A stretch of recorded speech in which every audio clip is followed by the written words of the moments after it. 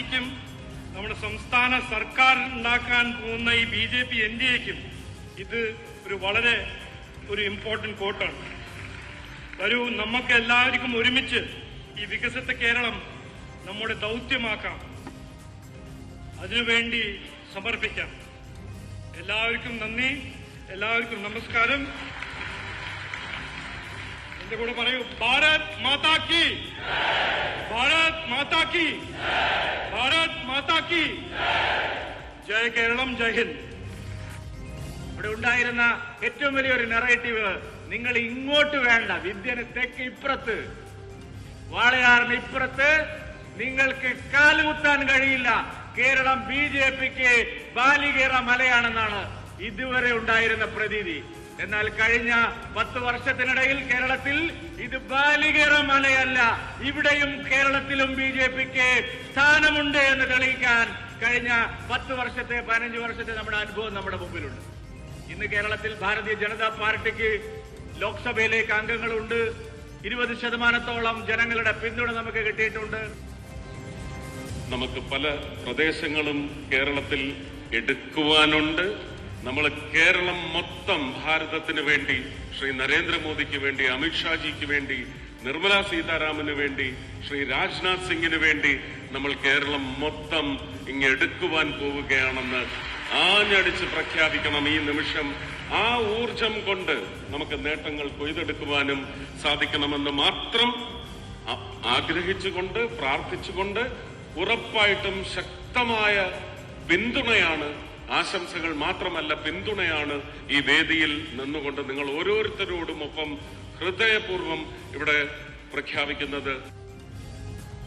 നമസ്കാരം, പ്രൈം ഡിബേറ്റിലേക്ക് സ്വാഗതം. മിഷൻ 2026മായി രാജീവ് ചന്ദ്രശേഖറെ കേരളത്തിലെ BJPയുടെ കടിഞ്ഞാണ് ഏൽപ്പിച്ച മോദിയുടെയും അമിത്ഷായുടെയും തന്ത്രം BJP നേതാക്കളും അണികളും എങ്ങനെ സ്വീകരിക്കും? രണ്ട് മുന്നണികൾക്കും ബദൽ എന്ന് തെളിയിക്കാൻ അധികാരമില്ലാതെ മറ്റൊരു വഴിയുമില്ലെന്ന് ചുമതലയേറ്റ രാജീവ് ചന്ദ്രശേഖർ.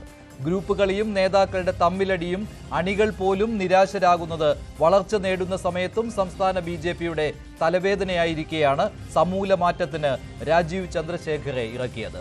പ്രസിഡന്റ് സ്ഥാനം കിട്ടാതെ നിരാശരായവർ പുതിയ പ്രസിഡന്റിനെ ആവേശത്തോടെ സ്വീകരിച്ചെങ്കിലും ആഭ്യന്തര തർക്കത്തിൽ നിന്ന് അത്ര പെട്ടെന്ന് പുറത്തെത്താൻ പാർട്ടിക്ക് കഴിയുമോ? 20% വരെ എത്തിയ വോട്ട് ശതമാനം ഇനിയും കൂട്ടി സീറ്റുകൾ നേടാനുള്ള പൊളിറ്റിക്കൽ സോഷ്യൽ എഞ്ചിനീയറിംഗ് സമർത്ഥമായി നടപ്പാക്കാൻ രാജീവ് ചന്ദ്രശേഖറിന് കഴിയുമോ? പ്രൈം ഡിബേറ്റ് ചർച്ച ചെയ്യുന്നു. മോദിയുടെ പരീക്ഷണം കേരളത്തിൽ വിജയിക്കും.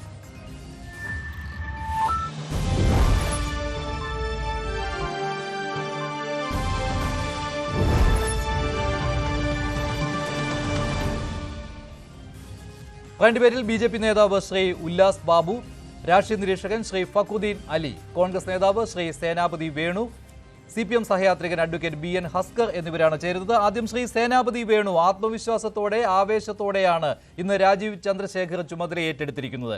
എങ്ങനെയാണ് കോൺഗ്രസിന്റെ പ്രതികരണം? മഞ്ജുഷ്, ഒരു രാഷ്ട്രീയ പാർട്ടിയുടെ സംസ്ഥാന അധ്യക്ഷൻ ആരാകണം എന്നുള്ളത് അവർ തീരുമാനിക്കുന്നു. അത് അവരുടെ പ്രൊറോഗേറ്റീവാണ്, അത് അവരുടെ ആഭ്യന്തര കാര്യമാണ്. പക്ഷേ നമ്മൾ പുറത്തു നിൽക്കുന്നവർക്ക് ഒരു ജനാധിപത്യ പാർട്ടി ആയതുകൊണ്ട് അതിനെ വിമർശിക്കാനും അല്ലെങ്കിൽ ആ കാര്യത്തെക്കുറിച്ച് ചർച്ച ചെയ്യാനുമുള്ള നമ്മളുടെ ഒരു അവകാശം, ആ അവകാശത്തിന്റെ പുറത്താണ് നമ്മളിത് ചർച്ച ചെയ്യുന്നത്. ഇവിടെ നമുക്കറിയാം, ഒരു രാഷ്ട്രീയ പാർട്ടിയുടെ സംസ്ഥാന അധ്യക്ഷൻ എങ്ങനെയാ വരുന്നത്? ഒന്നുകിൽ അവരുടെ വിദ്യാർത്ഥി വിഭാഗത്തിലൂടെ, യുവജന വിഭാഗത്തിലൂടെ പ്രവർത്തിച്ച് അതിന്റെ നേതാവാകും. അതല്ല എങ്കിൽ ആ പാർട്ടിയുടെ ഏറ്റവും താഴെ തട്ടിലുള്ള ഘടകത്തിൽ നിന്ന് പ്രവർത്തിച്ച് അതിന്റെ നേതാവാകും. ഇപ്പോൾ ഒരു 30 വർഷം 35 വർഷത്തെയെങ്കിലും ഒരു രാഷ്ട്രീയ പ്രവർത്തന പാരമ്പര്യമില്ലാതെ ഒരാൾക്ക് ഒരു സംസ്ഥാന നേതാവാകാൻ പറ്റത്തില്ല. അതാണ് നമ്മൾ പാരമ്പര്യമായിട്ട് കാണുന്നത്. ഇപ്പോൾ BJPയുടെ സംസ്ഥാനത്തെ മുൻനിരയിൽ നിൽക്കുന്ന നേതാക്കൾ എന്ന് പറഞ്ഞാൽ യങ്സ്റ്റേഴ്സിന്റെ അതായത് ഒരു 50-55 പ്രായത്തിൽ നിൽക്കുന്ന ഇപ്പോൾ മാറിയ സുരേന്ദ്രന്, MT രമേശ്, ശോഭാ സുരേന്ദ്രൻ, ഇവരുടെയൊക്കെ ഒരു രാഷ്ട്രീയ ചരിത്രം പരിശോധിച്ചാൽ ചുരുങ്ങിയത് ഒരു 40 വർഷത്തെയെങ്കിലും രാഷ്ട്രീയ പ്രവർത്തന പാരമ്പര്യമുണ്ട്. അതിലൂടെയാണ് അവരൊക്കെ ആ പാർട്ടിയുടെ സംസ്ഥാന അധ്യക്ഷ പദവിയിലേക്ക് എത്തിയിരിക്കുന്നത്. ഇവിടെ രാജീവ് ചന്ദ്രശേഖർ ഇന്നോളം എൻ്റെ അറിവിൽ BJP എന്ന പാർട്ടിയിലോ അതിന്റെ വർഗ ബഹുജന, ഇപ്പൊ കമ്മ്യൂണിസ്റ്റുകാരുടെ ഭാഷ കടമെടുത്തു കഴിഞ്ഞാൽ വർഗ ബഹുജന സംഘടന, ഇപ്പൊ ഏറ്റവും എളുപ്പത്തിൽ പറയാനായതുകൊണ്ട് അത് തന്നെ പറയുന്നു, ആ വിഭാഗത്തിന്റെ ഏതെങ്കിലും ഒരു ഘടകത്തിൽ അദ്ദേഹം പ്രവർത്തിച്ചതായിട്ടോ ഒന്നും നമുക്കറിയില്ല. ഇനി ആ ഒരു നറേറ്റീവ് കൊണ്ടുവന്നാൽ അത് കോൺഗ്രസിനെ അല്ലേ കൂടുതൽ പ്രതിരോധത്തിലാക്കുക? ഇപ്പോൾ സോണിയാഗാന്ധിയുടെ കാര്യമെടുത്താൽ സോണിയാഗാന്ധി കോൺഗ്രസ് അധ്യക്ഷയായിരുന്നുവല്ലോ. അവർ എത്ര വർഷത്തെ രാഷ്ട്രീയ ജീവിതത്തിന് ശേഷമാണ് പാർട്ടിയുടെ അധ്യക്ഷ സ്ഥാനം ഏറ്റെടുത്തത് എന്നുള്ള ചോദ്യം വരുമല്ലോ സ്വാഭാവികമായിട്ടും. അല്ല മഞ്ജുഷേ ഇപ്പൊ ഞാനിപ്പോ മഞ്ജുഷ് ചോദിച്ച ഒരു ചോദ്യത്തിന് ഉത്തരമായിട്ട് അവര് ആ രാഷ്ട്രീയ പാർട്ടിയുടെ മുഖ്യധാരയിൽ എല്ലാ കാലഘട്ടത്തിലും നിന്നുകൊണ്ട് അതിന്റെ പ്രവർത്തനത്തിൽ തുടക്കം മുതൽ അവർ ഇന്ത്യയിലേക്ക് കടന്നു വന്ന ഘട്ടം മുതൽ അതിന്റെ തുടക്കം മുതലുള്ള പ്രവർത്തനത്തിലും ആ പ്രവർത്തന പാന്താവിലും എല്ലാ കാലഘട്ടത്തിലും അതിന്റെ മുൻനിരയിൽ നിന്ന് പ്രവർത്തിച്ച അനുഭവ സമ്പത്തിന്റെയും പരിചയത്തിന്റെയും ഒക്കെ ഭാഗമായിട്ടാണ് അവർ കടന്നു വന്നിട്ടുള്ളത്. ഇവിടെ അങ്ങനെയാണോ? ആ ഒരു കമ്പാരിസൺ ആണ്. ഞാൻ പറഞ്ഞല്ലോ, അവരുടെ പാർട്ടിയുടെ സംസ്ഥാന അധ്യക്ഷൻ ആരാകണം എന്നുള്ള കാര്യത്തിലൊന്നും നമുക്ക് തർക്കമില്ല. അതൊക്കെ അവർ തീരുമാനിക്കട്ടെ. ഞാൻ 80-ലാണല്ലോ പാർട്ടി രൂപം കൊള്ളുന്നത്, 81-ല് ആ രൂപം കൊള്ളുമ്പോൾ KG മാരാരെ പരിശോധിക്കുക, അല്ലെങ്കിൽ P പരമേശ്വരനെ പരിശോധിക്കുക, അതല്ലെങ്കിൽ O രാജഗോപാലിനെ പരിശോധിക്കുക, CK പത്മനാഭനെ പരിശോധിക്കുക, ഇനി ഇവർക്ക് മുമ്പുണ്ടായിരുന്ന പ്രസിഡന്റുള്ള കുമ്മനം രാജശേഖരൻ. രാഷ്ട്രീയമായി ഞങ്ങൾക്ക് അഭിപ്രായ വ്യത്യാസം ഒക്കെ നിൽക്കുമ്പോഴും ഇവരൊക്കെ നിസ്വാർത്ഥരായ രാഷ്ട്രീയ പ്രവർത്തകരും ഇവരുടെയൊക്കെ രാഷ്ട്രീയ പ്രവർത്തനത്തെക്കുറിച്ച് ഒരാൾക്കും ഒരു അഭിപ്രായ വ്യത്യാസമോ ഭിന്നതയോ ഒന്നുമില്ല. ഞാൻ വിചാരിക്കും, എൻ്റെ ഒരു രാഷ്ട്രീയ അഭിപ്രായത്തിൽ BJPയുടെ ഒരു സുവർണ കാലഘട്ടം കേരളത്തിൽ വരുമെന്ന് നമ്മൾ പ്രതീക്ഷിച്ചത് കുമ്മനം രാജശേഖരൻ പ്രസിഡന്റായ ഒരു കാലഘട്ടത്തിലാണ്. കാരണം നമ്പൂതിരി മുതൽ നായാടി വരെ എല്ലാവരും എന്താ പറയുക, വെള്ളാപ്പള്ളി നടേശന്റെ ഒരു പ്രഖ്യാപനവും കേന്ദ്രത്തിൽ രണ്ടാമത് വട്ടം BJPയുടെ അധികാരത്തിലേക്കുള്ള ഒരു വരവും, അതോടൊപ്പം 2014 വരവും, അതോടൊപ്പം ഈ ഗർവാപ്പസി മുദ്രാവാക്യമൊക്കെ മുഴക്കി ഈ കുമ്മനത്തെ പോലെ ഒരു സന്യാസ ജീവിതം നയിക്കുന്ന ഒരാള് BJPയുടെ സംസ്ഥാന അധ്യക്ഷ പദവിയിൽ എത്തിയപ്പോൾ വലിയ വളർച്ചയിലേക്ക് BJP പോകും എന്നാണ് ഞാൻ പ്രതീക്ഷിച്ചത്. പക്ഷെ ഇപ്പോഴത്തെ ഈ പരീക്ഷണം ഞാൻ പറയുന്നു, അത് ഒരു ടെക്നോക്രാറ്റിനെ കൊണ്ടുവന്ന് അവർക്ക് വേണമെങ്കിൽ അതൊക്കെ നടപ്പിലാക്കാം, അതൊക്കെ അവരുടെ സ്ഥിതിവിശേഷം. പക്ഷേ എന്നെ പോലെ ഒരു രാഷ്ട്രീയ വിദ്യാർത്ഥിയുടെ ഒരു നിരീക്ഷണത്തിൽ ഈ പരീക്ഷണം അത് ഒട്ടും വിജയിക്കാൻ സാധ്യതയില്ല. ഇപ്പൊ തിരുവനന്തപുരം ലോക്സഭാ തെരഞ്ഞെടുപ്പിൽ കഴിഞ്ഞ പ്രാവശ്യത്തെ 1 ലക്ഷത്തിന്റെ ഭൂരിപക്ഷത്തെ 16,000-ലോ 17,000-ലോ അദ്ദേഹം എത്തിച്ചു. അത് തെരഞ്ഞെടുപ്പ് രാഷ്ട്രീയമല്ല പൊതുപ്രവർത്തനവും ഒരു രാഷ്ട്രീയ പാർട്ടിയുടെ. ശ്രീ സേനാപതി വേണു, ശ്രീ ഉല്ലാസ് ബാബു, സേനാപതി വേണു പറയുന്നത് അത് പൊതുവെയുള്ള ഒരു നറേറ്റീവായിട്ട് വരുന്നതാണ്. ഒരു സംശയം, അത് പാർട്ടി അണികളിൽ പോലും അങ്ങനെ ഒരു സംശയം ഉണ്ടാകുവാനുള്ള സാധ്യതയുണ്ടല്ലോ. കാരണം ഗ്രാസ് റൂട്ട് ലെവലിൽ നിന്ന് വളർന്നു വന്ന നേതാവല്ല ശ്രീ രാജീവ് ചന്ദ്രശേഖർ എന്നാണ്. കോൺഗ്രസിന്റെ ഈ വിമർശനത്തിലുള്ള മറുപടി എന്താണ്? ശ്രീ മഞ്ജുഷ്, നമ്മൾ ചില കാര്യങ്ങൾ ചർച്ച ചെയ്യുന്ന സമയത്ത് മാറ്റങ്ങൾ എല്ലായിടത്തും അനിവാര്യമാണ്. വിമർശിക്കുന്നവർക്ക് വിമർശിക്കാം. ഒരു കാര്യം നിങ്ങൾ മനസ്സിലാക്കേണ്ടത്, നിങ്ങൾ ഇപ്പോഴും ചിന്തിക്കുന്ന ഒരു രാഷ്ട്രീയ പാരമ്പര്യം എന്ന് പറയപ്പെടുന്നുണ്ട്. ആ പാരമ്പര്യം എന്ന് പറയപ്പെടുന്നത് നിങ്ങൾ നിശ്ചയിക്കപ്പെട്ട പോലെ തന്നെ പോകണമെന്നുള്ളത് BJPക്ക് താല്പര്യമില്ലെങ്കിലും BJPയെ സംസ്ഥാന അധ്യക്ഷനെ നിശ്ചയിക്കുന്നതിൽ BJPയുടേതായിട്ടുള്ള സിസ്റ്റമുണ്ട്. സെപ്റ്റംബറിൽ മുതൽ ഞങ്ങൾ തുടങ്ങി വെച്ചിട്ടുള്ള ബൂത്ത് തലത്തിലുള്ള പ്രവർത്തനങ്ങൾ, അത് ബൂത്ത് പ്രസിഡന്റ് ആയിക്കോട്ടെ, പഞ്ചായത്ത് ആയിക്കോട്ടെ, ഏരിയ ആയിക്കോട്ടെ, മണ്ഡലമായിക്കോട്ടെ, ജില്ലയായിക്കോട്ടെ, അതിനുശേഷം സംസ്ഥാനമായിക്കോട്ടെ, ഇനി ഇവിടെ നിന്ന് അങ്ങോട്ട് വരുന്നത് ദേശീയ അധ്യക്ഷനടക്കമുള്ള ഒരു 6 മന്ത് പ്രോസസ്സായിട്ട് ഇത് മുന്നോട്ട് പോകുന്നതാണ്. അത് കൃത്യമായിട്ട് ദേശീയ സംസ്ഥാന നേതൃത്വങ്ങൾ കൃത്യമായി അവലോകനം നടത്തി അതിന് വേണ്ടുന്ന സ്ട്രാറ്റജി ഉണ്ടാക്കി ആരെ വേണമെന്ന് തീരുമാനിച്ചു. ഞങ്ങളുടെ ഭാവി പ്രവർത്തനത്തിന് ഏത് രീതിയിലുള്ള മാറ്റങ്ങൾ ഉണ്ടാകണം, ഞങ്ങളുടെ ഭാവി പ്രവർത്തനങ്ങൾ എങ്ങനെ കൈകാര്യം ചെയ്യണം, അതിനെ ഏത് ആളിലൂടെ കൈകാര്യം ചെയ്യണം എന്നുള്ളത് തീരുമാനിക്കാനുള്ള എല്ലാവിധ അധികാരവും ഞങ്ങളുടെ രാഷ്ട്രീയ പാർട്ടി എന്ന രീതിയിൽ ഞങ്ങൾക്കുണ്ട്. അത് ഞങ്ങളുടെ ദേശീയ സംസ്ഥാന നേതൃത്വം ഒരുമിച്ചിരുന്ന് തീരുമാനമെടുത്ത് ആ വ്യക്തിയെ ഏൽപ്പിച്ചിരിക്കുന്നു. ഇന്ന് ബഹുമാനായ ശ്രീ രാജീവ് ചന്ദ്രശേഖർ അത് ഏറ്റെടുത്തിരിക്കുന്നു. നോക്കൂ, അദ്ദേഹത്തിൻ്റെ ആദ്യത്തെ ഇൻ്റർവ്യൂവിൽ തന്നെ പറഞ്ഞിരിക്കുന്നത് എന്താണ് രാജീവ് ചന്ദ്രശേഖർ BJPയുടെ സംസ്ഥാന അധ്യക്ഷനായ സമയത്ത് ഇന്നലെയും ഇന്നും ഒരു പരിധിവരെ മിനിഞ്ഞാന്നും 3 ദിവസത്തോളം എന്തുകൊണ്ട് ചർച്ച ചെയ്തു?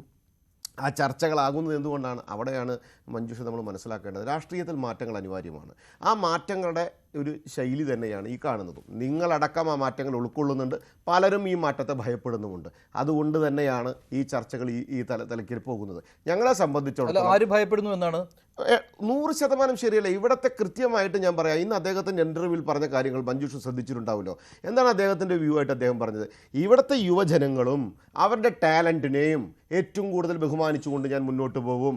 ഇവിടുത്തെ യുവജനങ്ങളും ടാലൻറ്റുകളും ബഹുമാനിച്ചുകൊണ്ട് മുന്നോട്ട് പോയി അവരെ കൃത്യമായി കൈകാര്യം ചെയ്തെങ്കിൽ മാത്രമാണ് ഇൻവെസ്റ്റ്മെൻറ്റുകൾ കൃത്യമായി വരികയുള്ളൂ. നാടിൻ്റെ വളർച്ചയ്ക്ക് ആവശ്യമായിട്ടുള്ള കാര്യങ്ങൾ എന്തൊക്കെയാണോ അതിലാണ് കൂടുതൽ പാർട്ടി ഇടപെടുകയും പാർട്ടിയുടെ ശൈലി അങ്ങനെ അനുസരിച്ച് മാറ്റുകയും അതിൻ്റെ നയം അതനുസരിച്ച് നിശ്ചയിക്കുകയും അതുപോലെ തന്നെ അതനുസരിച്ച് അതെങ്ങനെ ഞങ്ങൾക്ക് സമൂഹത്തിലേക്ക് എത്തിക്കാൻ പറ്റുമെന്ന രീതിയിലേക്കുള്ള പ്രവർത്തന ശൈലിയായിരിക്കും. രാഷ്ട്രീയത്തിൽ ചില ശൈലി മാറ്റങ്ങൾ ഉണ്ടാകും. അധികാരത്തിൽ എത്തുന്ന ഒരു സമയത്തല്ലേ നടപ്പാക്കാൻ പറ്റുകയുള്ളൂ ശ്രീ ഉല്ലാസ് ബാബു, അതല്ലാതെ പ്രസംഗങ്ങളിലൂടെ മാത്രമല്ലേ ബാക്കിയുള്ളവ വരികയുള്ളൂ? ഇല്ലല്ലോ സർ, ഞങ്ങളെ സംബന്ധിച്ചിടത്തോളം ഞങ്ങൾ കേന്ദ്രത്തിൽ അധികാരത്തിലിരിക്കുന്നു. കേന്ദ്രത്തിൻ്റെ പദ്ധതികൾ കൃത്യമായിട്ടുണ്ട്. ഞങ്ങൾക്ക് ഇവിടെ 2 മന്ത്രിമാരുണ്ട്. സ്വാഭാവികമായിട്ട് ഞങ്ങളെ സംബന്ധിച്ചിടത്തോളം ഞങ്ങൾക്ക് എന്ത് ചെയ്യാൻ സാധിക്കുമെന്നുള്ള ഒരു കൃത്യമായിട്ടുള്ള കാര്യങ്ങൾ ജനങ്ങളെ ബോധ്യപ്പെടുത്താനും അതിലൂടെ മാത്രമാണ് സർ അവരെ അധികാരത്തിലേക്ക് എത്താനും ഞങ്ങൾക്ക് സാധിക്കും. അപ്പോൾ സ്വാഭാവികമായിട്ട് സംസ്ഥാന BJP ഇതുവരെ സ്വീകരിച്ചിരുന്ന ലൈനിൽ നിന്ന് മാറ്റി ഒരു മാറ്റം വേണമെന്ന് കേന്ദ്രം ആലോചിച്ചിരിക്കുന്നു, കേന്ദ്രം ചിന്തിച്ചിരിക്കുന്നു. അങ്ങനെ ഒരു മാറ്റമാണ് വന്നിട്ടുള്ളത്. ഞങ്ങളെ സംബന്ധിച്ചിടത്തോളം ഞങ്ങളെ പാർട്ടി എന്ന് പറയപ്പെടുന്നത് റിലേ അല്ലേ. ഞങ്ങളുടെ സംസ്ഥാന അധ്യക്ഷൻ സുരേന്ദ്രൻ 5 വർഷം കഴിഞ്ഞു. കേരളത്തിലെ മാധ്യമങ്ങൾ കെ സുരേന്ദ്രൻ അധികാരത്തിൽ കയറി 6 മാസം കഴിഞ്ഞപ്പോഴേക്കും മാറ്റാൻ തുടങ്ങിയതല്ലേ. അതിന് മുന്നേ മുരളിയേട്ടുള്ള സമയത്തും കുമ്മനം രാജേട്ടുള്ള സമയത്തും ശ്രീധരൻപിള്ള സാറുള്ള സമയത്തും CKP ഉള്ള സമയത്തും കൃഷ്ണദാസേട്ടുള്ള സമയത്തും ഒക്കെ നിങ്ങളിങ്ങനെ 6 മാസം കഴിയുമ്പോൾ മാറ്റി തുടങ്ങിയവരല്ലേ. അപ്പോൾ കേരളത്തിലെ മാധ്യമങ്ങൾ നിശ്ചയിച്ച രീതിയിൽ ആകണം BJPയുടെ സംസ്ഥാന അധ്യക്ഷൻ വരേണ്ടത് നിങ്ങൾക്ക് നിർബന്ധിക്കാൻ സാധിക്കില്ല. അതിൻ്റെ ശൈലിയുണ്ട്, അതിൻ്റെതായ ഒരു സിസ്റ്റമുണ്ട്. ഒരു സംശയം ഞങ്ങൾക്കില്ല. ഞങ്ങൾക്ക് പരിപൂർണമായിട്ട് ആക്സെപ്റ്റൻസ് ഉള്ള ഒരാളാണ് അദ്ദേഹം. ഞങ്ങൾ അതിനെ ആക്സെപ്റ്റ് ചെയ്യുന്നു. അതിൻ്റെ എല്ലാ കൂടുതലുകളും അത് ഞങ്ങളും സമൂഹവും കൃത്യമായിട്ട് എടുത്തോ. ഇനി നിങ്ങൾ പോസിറ്റീവാണോ നെഗറ്റീവാണോ എന്ന് ചർച്ച ചെയ്യേണ്ട കാര്യമില്ല. ഞങ്ങൾക്ക് അദ്ദേഹം പരിപൂർണമായി പോസിറ്റീവാണ്. നെഗറ്റീവ് എന്തെങ്കിലും ഉണ്ടെങ്കിൽ അത് ഞങ്ങൾ താങ്കൾ ഇതിനെ പോസിറ്റീവായിട്ടാണോ കാണുന്നത്? ഇപ്പോൾ ഒരു സന്ദേഹം ഇവിടെ പറഞ്ഞത് ശ്രീ സേനാപതി വേണുവാണ്. അതൊരു പാളിപ്പോകുന്ന ഒരു തീരുമാനമായിരിക്കുമെന്ന് നമുക്കിപ്പോൾ അതിനെക്കുറിച്ചൊന്നും പ്രവചിക്കുകയോ വയ്യ. പക്ഷേ എങ്കിലും ഓരോരുത്തർക്കും അവരുടേതായ വിലയിരുത്തൽ ഉണ്ടാകുമല്ലോ. താങ്കൾ എങ്ങനെയാണ് കാണുന്നത്? ഞാനിത് വളരെ പോസിറ്റീവായിട്ടാണ് കാണുന്നത്. കാരണം സാമ്പ്രദായിക രാഷ്ട്രീയത്തിൽ നിന്നുള്ള ഒരു ഡൈവേർഷൻ, കാലം ആവശ്യപ്പെടുന്ന ഒരു ഡൈവേർഷനാണ് ഇതെന്നാണ് എനിക്ക് തോന്നിയിട്ടുള്ളത്. കാരണം കേരളത്തിൽ രാഷ്ട്രീയം തൊഴിലാണ്. രാഷ്ട്രീയം ഒരിക്കലും തൊഴിലാവരുത്. കേരളം പോലെ വളരെ ഡെവലപ്ഡ് ആയിട്ടുള്ള സൊസൈറ്റിയിൽ രാഷ്ട്രീയം എപ്പോഴും ഒരാളുടെ ഒരു മതം പോലെ ഒരു പേഴ്സണൽ അഫെയർ ആയിട്ട് അയാളുടെ ജോലിയുടെ കൂടെ ഒരു സെക്കൻഡ് ചാനലായി പോകേണ്ട ഒരു കാര്യമാണ്. നിങ്ങൾ മോസ്റ്റ് ഡെവലപ്ഡ് ആയിട്ടുള്ള നാഷൻസ് നോക്കൂ. നിങ്ങൾ പറയുന്നത് കേരളം എന്ന് വെച്ചാൽ സ്കാൻഡിനേവിയൻ രാജ്യം പോലെ സോഷ്യൽ രാജ്യങ്ങൾ പോലെ സോഷ്യൽ ഇൻഡൈസസ് വളരെ മുന്നിലാണ്. അതിൻ്റെ മാത്രം നിങ്ങൾ മുന്നിലായാൽ പോരല്ലോ, രാഷ്ട്രീയത്തിലും കൂടി വരണ്ടേ. രാഷ്ട്രീയത്തിന് എന്താ സംഭവം? ഇവിടെ രാഷ്ട്രീയം തൊഴില കുട്ടിക്കാലം തൊട്ട് ഏതെങ്കിലും ഒരു വിദ്യാർത്ഥി പ്രസ്ഥാനത്തിൽ പ്രവർത്തിച്ചിട്ട് അങ്ങനെ വന്ന് കൊടി പിടിച്ച് വരണം. ഇവിടെ ആണെങ്കിൽ ബുദ്ധന് ബോധോദയം പോലും ഉണ്ടാകാൻ പറ്റില്ലായിരുന്നു. കാരണം ബുദ്ധൻ ബോധോദയം ഉണ്ടായ ഒരു പ്രത്യേക ഏജിലാണ്. മുഹമ്മദ് നബിക്ക് മാലാഖ പ്രത്യക്ഷപ്പെടുന്നത് പ്രത്യേക ഏജിലാണ്. ജീസസിൻ്റെ ഒരു കാലഘട്ടത്തെ പറ്റി നമുക്കൊന്നും അറിയില്ല. ഇവിടെ ആണെങ്കിൽ ഇവരൊന്നും ഉണ്ടാവില്ല. ഇവർ കുട്ടിക്കാലത്തെ പ്രബോധനം നടത്തി വരേണ്ടി വരുമായിരുന്നു. അതാണ് ഇവിടുത്തെ ഒരവസ്ഥ. അത് മാറേണ്ട സമയമായി. ഇപ്പം ഒബാമ നല്ലൊരു അഡ്വക്കേറ്റാണ്, അങ്ങനെ ട്രംപ് നല്ലൊരു ബിസിനസ്സുകാരനാണ്. അതുപോലെ നിങ്ങൾ മാക്രോൺ എല്ലാവരും നിങ്ങൾ എടുത്തു നോക്കൂ. ഇവരെല്ലാം തന്നെ അവരുടെ മേഖലയിൽ വ്യക്തിമുദ്ര പതിപ്പിച്ചിട്ട് അല്ല രാഷ്ട്രീയം കൊണ്ട് ഭക്ഷിക്കുന്ന ആളുകളല്ല. ആ ഒരു കാലഘട്ടത്തിൽ അങ്ങനെ വേണ്ടിയിരുന്നു. ലോകത്തൊരു സോവിയറ്റ് കൈൻഡ് ഓഫ് റെവല്യൂഷൻസ് ഒക്കെ ഉണ്ടാവുമെന്ന് പ്രതീക്ഷിച്ച ഒരു കാലഘട്ടത്തിൽ ഫുൾ ടൈം രാഷ്ട്രീയക്കാർ ആവശ്യമുണ്ടായിരുന്നു. ഇപ്പം അതല്ല. ഇപ്പം മതം പോലെയാണ് രാഷ്ട്രീയം. അത് 24 മണിക്കൂർ മതം പറഞ്ഞുകൊണ്ട് നടക്കുക. 24 മണിക്കൂർ ആരും മതം പറയുന്നുണ്ട്. അവർക്കൊരു പ്രത്യേക എന്തെങ്കിലും മാനസികമായിട്ടുള്ള ഒരു മതമൗലികവാദം പോലുള്ള അസ്ഥിതമുള്ള ആളുകളാണ് എന്നാണ് നമ്മളെ പറയാം. ഇത് രാഷ്ട്രീയത്തിനും വളരെ ഇമ്പോർട്ടൻ്റ് ആണ്. അപ്പോൾ ഇത് ഏത് രാഷ്ട്രീയ പാർട്ടി കൊണ്ടുവരും എന്നുള്ളതായിരുന്നു. അവിടെയാണ് BJP അതിശക്തമായ തീരുമാനം എടുക്കുന്നത്. BJPക്ക് അങ്ങനെ ഒരു ഈ സാമ്പ്രദായികമായ ഒരു രീതിയിൽ നിന്ന് മാറ്റം കൊണ്ടുവരാൻ കഴിയുകയുള്ളൂ. കാരണം BJPക്ക് നഷ്ടപ്പെടുവാനൊന്നുമില്ല, പക്ഷെ നേടിയെടുക്കുവാൻ പലതുമുണ്ട്. അതുകൊണ്ടൊരു പരീക്ഷണം നടത്തുവാൻ BJPക്ക് മാത്രമേ കഴിയുകയുള്ളൂല്ലോ. അതുകൊണ്ടല്ലേ, അല്ലാതെ മറ്റു 2 മുന്നണികൾക്കും അങ്ങനെ ഒരു രീതിയിൽ ചിന്തിക്കേണ്ട ആവശ്യം വരില്ല. അത് മാത്രമല്ല, അവർക്ക് ഇത്രയും പരീക്ഷണം നടത്തിയാൽ അത് ചിലപ്പോൾ സംസ്ഥാന നേതാക്കന്മാർക്ക് അത് പിടിച്ചില്ലെങ്കിൽ അത് പിന്നീട് പല ബുദ്ധിമുട്ടുകൾക്കും കാരണമാകും. അതുകൊണ്ടാണല്ലോ ഏറ്റവും കൂടുതൽ കോൺഗ്രസിന് അത് ബുദ്ധിമുട്ടുണ്ടായിക്കൊണ്ടിരിക്കുന്നത്. കോൺഗ്രസിൽ തന്നെ എതിരഭിപ്രായങ്ങൾ ഉണ്ട് എങ്കിൽ പോലും ഒരു നേതൃമാറ്റമൊക്കെ ചിന്തിക്കാൻ പോലും പറ്റാത്ത ഒരവസ്ഥയാണ്. പക്ഷെ BJPക്ക് അങ്ങനെയല്ല. അങ്ങനെ ഒരു സാഹചര്യം കൂടി ഉണ്ടല്ലോ അവിടെ.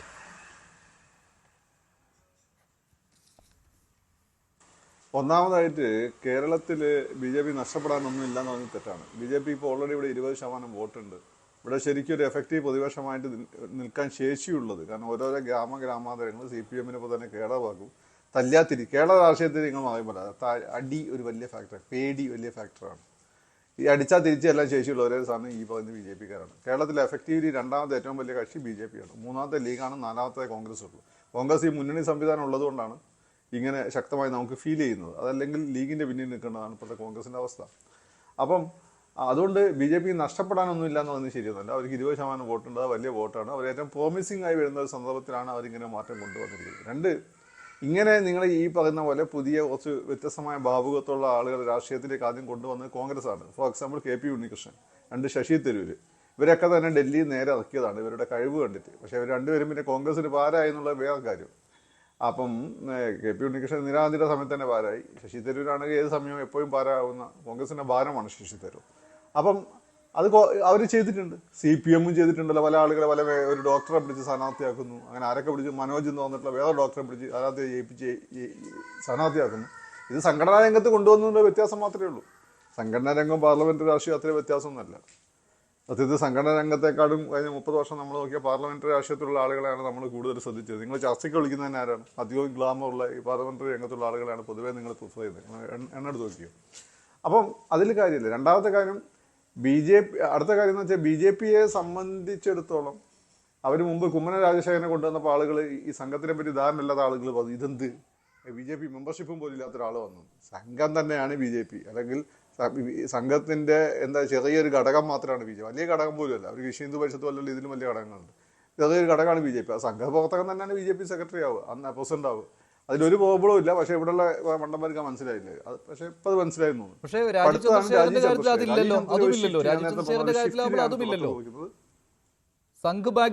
അല്ല that's what I am saying. ഇപ്പൊ അവർ പുതിയൊരു ഷിഫ്റ്റിന് വേണ്ടി ശ്രമിക്കുകയാണ്. എന്ന് വെച്ചാൽ സംഘത്തിന്റെ ബാക്ക്ഗ്രൗണ്ട് തന്നെ വേണം എന്നില്ല. രാജീവ് ചന്ദ്രശേഖരൻ വളരെ സക്സസ്ഫുൾ ആയിട്ട് ബിസിനസ് തന്നെയാണ്. തിരുവനന്തപുരത്ത് കഴിഞ്ഞ അവരുടെ സംഘടന പിന്നെ ദൗർബല്യം കൊണ്ട് തന്നെ ചെറിയ തോൽവി പറ്റിയെന്നല്ലാതെ രാജീവിന്റെ ജീവിതത്തിൽ ഇതുവരെ തോൽവി രാജീവ് അറിഞ്ഞിട്ടില്ല. വളരെ സക്സസ്ഫുൾ ബിസിനസ് തന്നെയാണ്. ഒരു ഇന്ത്യൻ എയർഫോഴ്സ് പൈലറ്റ് ആയിരുന്നു. അങ്ങനെ ദേശീയതയുമായി ചേർന്ന് നിൽക്കുന്ന അദ്ദേഹം ഒരു പൈലറ്റാകാൻ ആഗ്രഹിച്ച ഒരാളാണ്. അമേരിക്കയിൽ നല്ല രീതിയിൽ ജോലി ചെയ്യുമ്പോൾ അത് മാറ്റി ഇവിടുത്തെ ഒരു IT റവല്യൂഷൻ കൊണ്ടുവരാൻ വേണ്ടി ഇവിടെ വന്ന ആളാണ്. ആ IT റവല്യൂഷൻ കൊണ്ടുവരാൻ വേണ്ടി BPL കമ്പനി തുടങ്ങിയ സമയത്ത് സുഗ്രാം അഴിമതി പണം ചോദിച്ചതിന്റെ പുറത്താണ് അദ്ദേഹം രാഷ്ട്രീയത്തെ പറ്റി ചിന്തിച്ചു തുടങ്ങിയത്. അവിടെ നിന്നൊട്ടാണ് അദ്ദേഹത്തിലെ രാഷ്ട്രീയക്കാരുണ്ടാകുന്നത്. എന്നുവെച്ചാൽ സ്വദേശിലെ ഷാരൂഖ് ഖാനെ പോലെ ഇവിടെ ഒരു മാറ്റം വേണം എന്നുള്ള ഫീലിലാണ്. അന്ന് നേരെ BJP പോയത്. ദേശീയവാദിയാണ്, BJPക്കാരാണ് തീവ്ര ദേശീയവാദം ഏറ്റവും കൂടുതൽ മുന്നോട്ട് വെക്കുന്നത്. അങ്ങനെ ഒരു ബന്ധം അവരുമായിട്ടുണ്ട്. അപ്പോൾ ഏതെങ്കിലും രാഷ്ട്രീയത്തിൽ വേണമെന്നില്ല. BJPയുടെ ദേശീയവാദം എന്നുള്ള അജണ്ടയായിട്ട് ഒത്തുപോകുന്ന ആളാണ്. വളരെ സക്സസ്ഫുൾ ആയിട്ടുള്ള ബിസിനസ് തന്നെയാണ്. അപ്പോൾ ഇത്തരം സക്സസ്ഫുൾ ആയ ബിസിനസ്സുകാരുണ്ടായാൽ മാത്രമേ രാജ്യം പുരോഗമിക്കുള്ളൂ. സോഷ്യലിസ്റ്റ് രാജ്യം നല്ലല്ലോ നശിച്ചു പോകാൻ. അപ്പം അമേരിക്ക നിങ്ങൾ നോക്കൂ, അവിടെയുള്ള ഫോർഡ് അതുപോലെ തന്നെ ഇങ്ങനെയുള്ള വലിയ വലിയ സക്സസ്ഫുൾ ആയ ബിസിനസ്സുകാരാണ് ആ രാജ്യത്തെ മുന്നോട്ട് നയിക്കുന്നത്. അതുപോലെ തന്നെ ഇന്ത്യയും പോകണം എന്നുള്ള BJPയുടെ പെർസ്പെക്റ്റീവ്.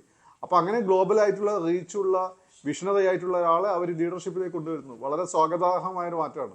ഇവിടെ കുറേ ആളുകളുണ്ട് ഈ പറഞ്ഞ പണ്ട് അവർ ഈ താടിമുടി നീട്ടി ഒരു തോള് സഞ്ചി തൂക്കിട. ഇപ്പം അത് മാറ്റി ടീഷർട്ട് ഇട്ടിട്ട് പിന്നെ ആപ്പിളിൻ്റെ ഫോണും കുത്തിയിട്ട് ലോകത്തുള്ള സകല ആളുകളെയും കുറ്റം പറഞ്ഞു ഞങ്ങൾ മതി, ഞങ്ങൾക്ക് മാത്രമേ കാര്യങ്ങൾ അറിയുള്ള തെറ്റിദ്ധാരണയുണ്ട്. ഇവരൊക്കെ രാജീവ് ചന്ദ്രശേഖരൻ്റെ മുന്നിൽ പോയി ഡിബേറ്റ് ഇരുന്നാൽ നിൽക്കുമോ?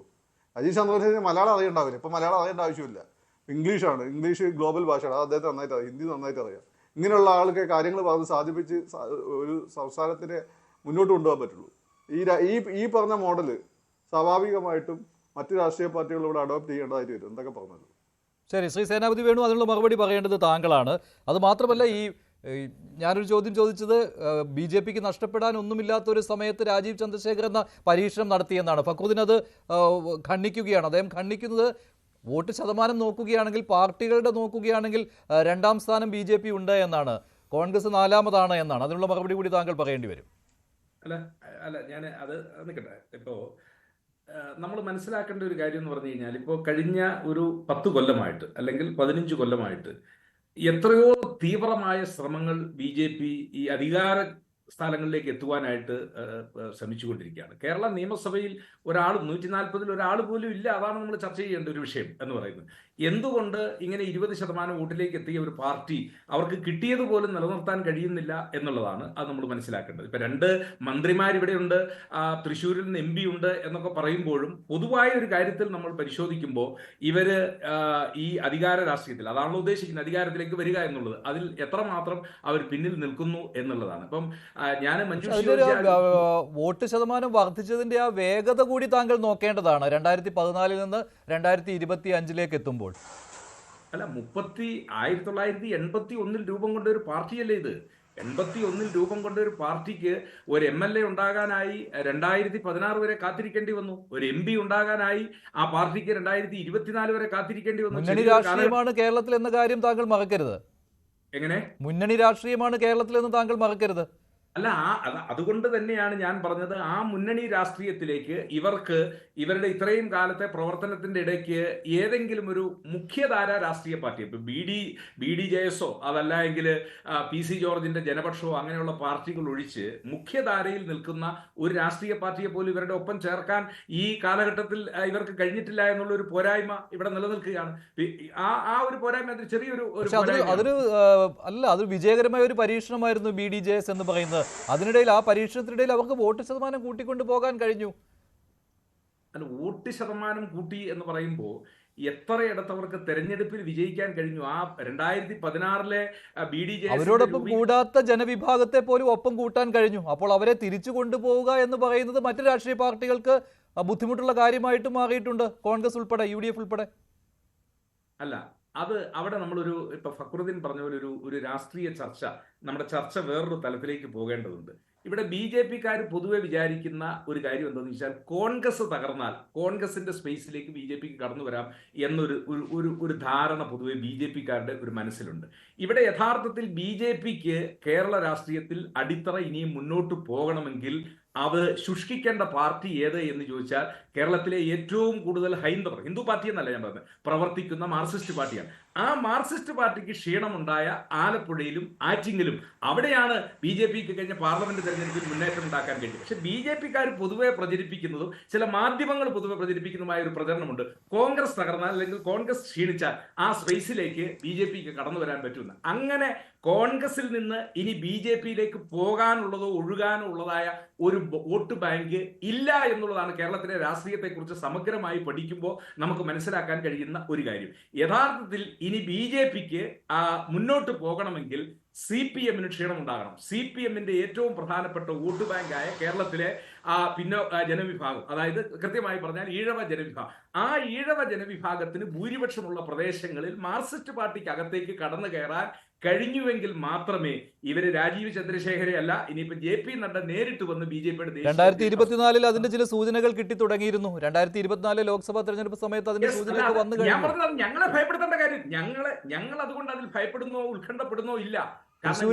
തൃശ്ശൂരിൽ ഇതെല്ലാം തൃശ്ശൂരിലെ പരീക്ഷണ വിജയവും ഒക്കെ കണ്ടുകൊണ്ടാണ് BJP ഇത്തരത്തിലുള്ള അടുത്ത പരീക്ഷണത്തിന് മുതിർന്നിരിക്കുന്നത്. ശ്രീ സേനാപതി വേണു, നിങ്ങളൊക്കെ മനസ്സിലാക്കാതെ പോകുന്നതും അത് തന്നെയായിരിക്കാം.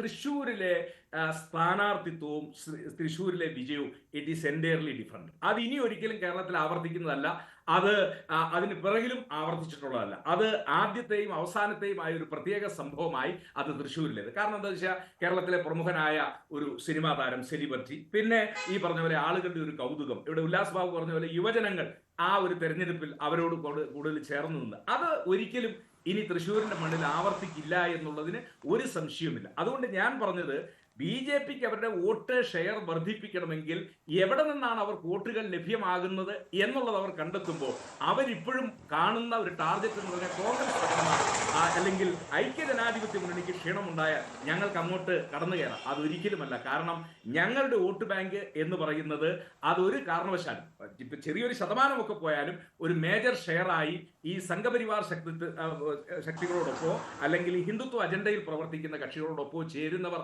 അല്ല. ശരി, അതാണ് ശ്രീ ഉല്ലാസ് ബാബു.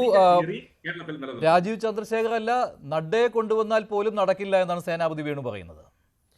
അല്ല, സേനാപതി വേണുവിന് അതിനപ്പുറത്തൊന്നും പറയാൻ സാധിക്കില്ലല്ലോ. ഇതിനേക്കാൾ വലിയ കാര്യങ്ങൾ പറഞ്ഞിരുന്ന ആളാണ് സേനാപതി വേണുവിൻ്റെ മൂത്ത നേതാവ് രാഹുൽ. അപ്പോൾ ആ സൂപ്പർ സ്റ്റാർ 3ാം തവണയും ഇന്ത്യയിൽ പ്രതിപക്ഷ സംവിധാനത്തിൽ തന്നെയാണല്ലോ ഇരിക്കുന്നത്. അപ്പോൾ സ്വാഭാവികമായിട്ട് നിങ്ങളുടെ കാഴ്ചപ്പാടും ഞങ്ങളുടെ കാഴ്ചപ്പാടും, നിങ്ങളുടെ ദീർഘവീക്ഷണം ഞങ്ങളുടെ ദീർഘവീക്ഷണം തമ്മിൽ ആനയും അമ്പാനും തമ്മിലുള്ള വ്യത്യാസമുണ്ട് ചേട്ടാ.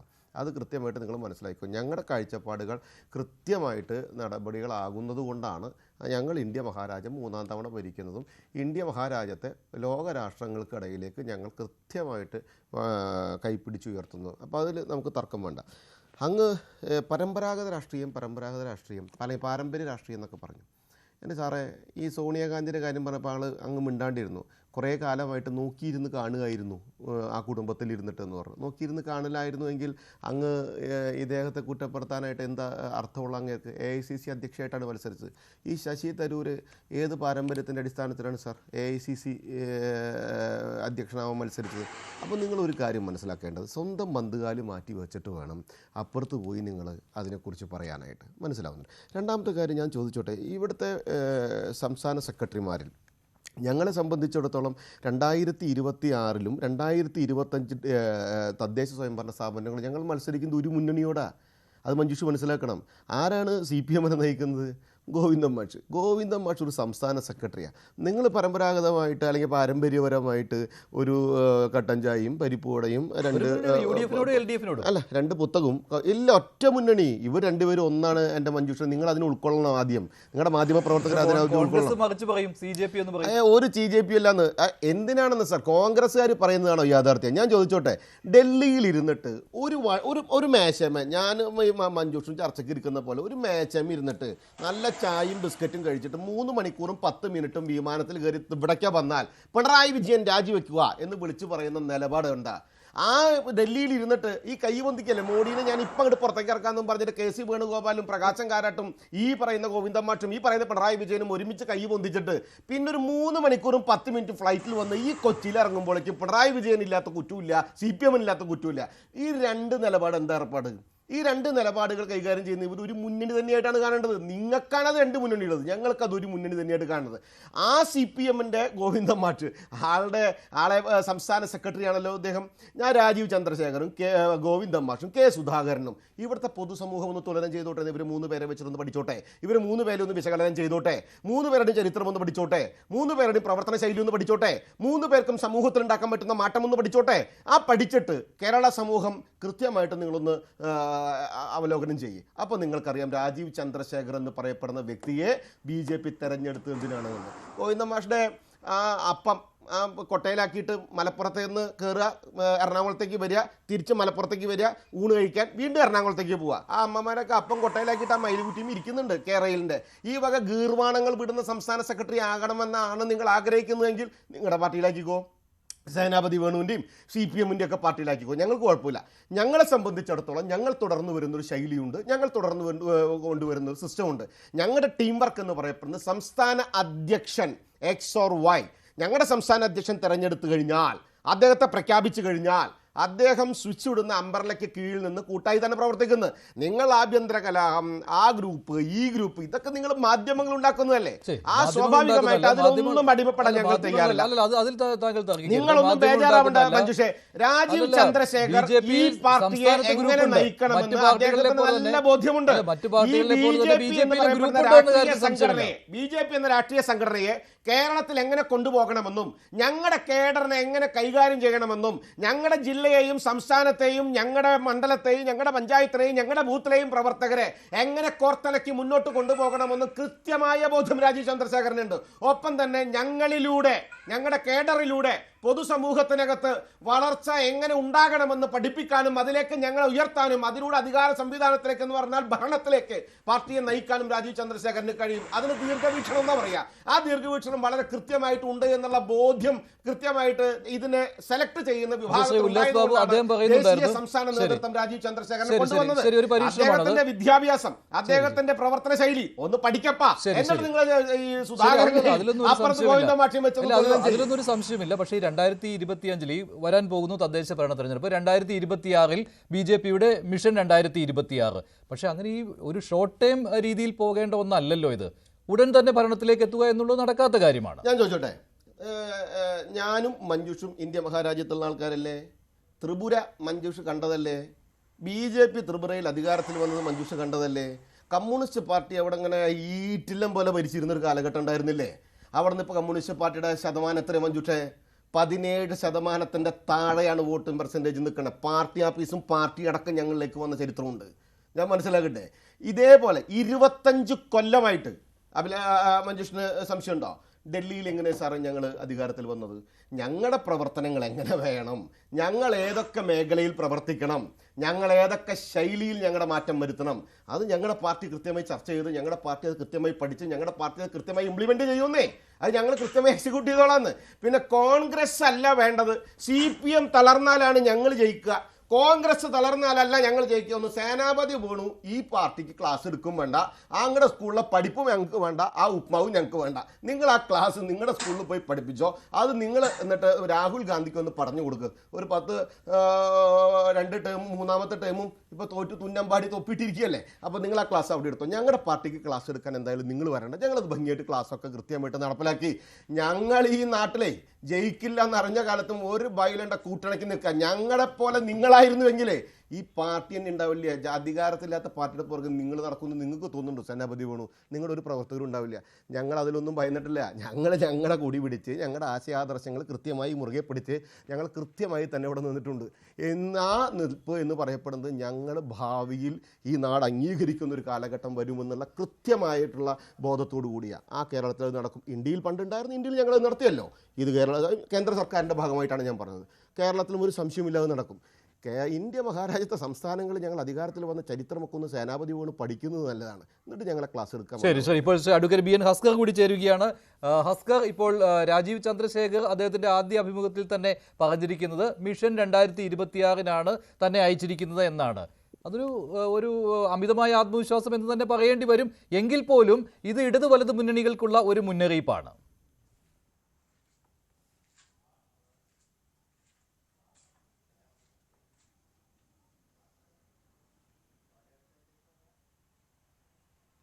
ഹസ്കർ, കേൾക്കാമോ? കേൾക്കാം മഞ്ജുഷ്. ഇതിൽ ഏറ്റവും അടിസ്ഥാനപരമായിട്ടുള്ള ശ്രീ രാജീവ് ചന്ദ്രശേഖരനെ BJPയുടെ സംസ്ഥാന അധ്യക്ഷനാക്കുക എന്നുള്ളത് BJPയുടെ ഒരു ആഭ്യന്തര കാര്യമായിട്ട് മാത്രമാണ് കാണേണ്ടത്. അതിൽ വലിയ രാഷ്ട്രീയ പ്രസക്തിയുള്ളതും ഒരു രാഷ്ട്രീയ തീരുമാനത്തിന്റെ അടിസ്ഥാനത്തിൽ കേരളത്തിൽ ആകമാനം ചർച്ച ചെയ്യേണ്ട ഒരു രാഷ്ട്രീയ വിഷയമാണോ എന്ന് പോലും എനിക്ക് സംശയമുണ്ട്. കാരണം BJPക്ക് പലപ്പോഴും ആ സംസ്ഥാന അധ്യക്ഷന്മാർ വന്നിട്ടുണ്ട്. അപ്പൊ രാജീവ് ചന്ദ്രശേഖരനെ പോലുള്ള ഒരാൾ അധ്യക്ഷനായി വരുമ്പോൾ ഏതോ മഹാകാര്യം സാധിച്ചു എന്ന അർത്ഥത്തിലല്ല ഇതിനെ കാണേണ്ടത്. ഇതിനെ സമീപിക്കേണ്ടത് മറ്റൊരർത്ഥത്തിലാണ്. കാരണം നമുക്കറിയാം BJPയുടെ ചരിത്രത്തിൽ സംസ്ഥാന അധ്യക്ഷന്മാരായിട്ടോ സംസ്ഥാന ഭാരവാഹിത്വത്തിലേക്കോ വന്നിട്ടുള്ള ആളുകളുടെ ചരിത്രം പരിശോധിച്ചാൽ അവർ സംഘപരിവാർ സംഘടനകളിലൂടെ കടന്നു വരികയും പരിവാർ സംഘടനയുടെ നേതാക്കന്മാരായിരിക്കുകയും സംസ്ഥാന നേതൃത്വ നിലയിൽ എത്തുകയും ചെയ്തിട്ട് സംസ്ഥാന അധ്യക്ഷ പദവിയിലേക്ക് എത്തിയിട്ടുള്ള ആളുകളാണ്. ശ്രീ സുരേന്ദ്രനെ ഏറ്റവും കൂടുതൽ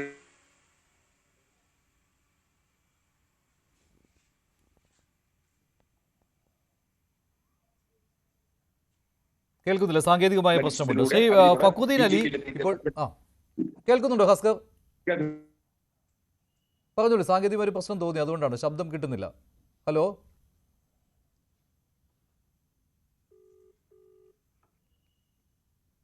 സംസ്ഥാന അധ്യക്ഷനായി വന്നിട്ടുള്ളതാണ്. പക്ഷേ ക്രാറ്റും അതിലുപരി ഒരു പരിണിത പ്രജ്ഞനായിട്ടുള്ള ഒരു വ്യവസായിയും കൂടിയാണ്. സ്വാഭാവികമായും അദ്ദേഹത്തിന്റെ വ്യക്തിമുദ്ര പതിപ്പിച്ചിട്ടുള്ളത് അത്തരം മേഖലകളിലാണ്.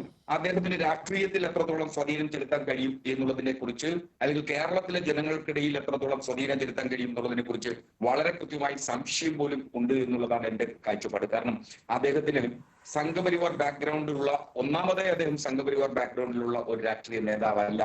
എന്തുകൊണ്ടെന്നാൽ ദേവഗൌഡയുടെ ക്ഷണപ്രകാരം രാഷ്ട്രീയത്തിലേക്ക് എത്തുകയും അദ്ദേഹം കൃത്യമായ ഒരു ഓപ്പർച്യൂണിസ്റ്റ് കൂടിയാണ്. അതുകൊണ്ടാണ് BJPയിലേക്ക് അദ്ദേഹം ചേക്കേറുകയും BJPയുടെ കേന്ദ്രമന്ത്രി പദവി അടക്കം കഴിഞ്ഞ 30 കൊല്ലമായി അദ്ദേഹം രാഷ്ട്രീയ രംഗത്ത് സജീവമായി നിൽക്കുകയും ചെയ്തു എന്ന് പറയുമ്പോൾ തന്നെ അദ്ദേഹം കേരളത്തെ സംബന്ധിച്ചിടത്തോളം അദ്ദേഹം ജന്മം കൊണ്ട് അദ്ദേഹത്തിന് മലയാളി വേരുകൾ ഉണ്ടെങ്കിൽ പോലും കേരളത്തിൽ അദ്ദേഹത്തിന് എത്രത്തോളം സ്വാധീനം ചെലുത്താൻ കഴിയും. ഒന്നാമത്തെ പ്രശ്നം ആഭ്യന്തര കലാപവും ആഭ്യന്തര ഗ്രൂപ്പ് പ്രശ്നങ്ങളും മൂലം രൂക്ഷമായിരിക്കുന്ന ഭിന്നാഭിപ്രായങ്ങൾ BJPയുടെ സംസ്ഥാന നേതൃത്വത്തിലുണ്ട്.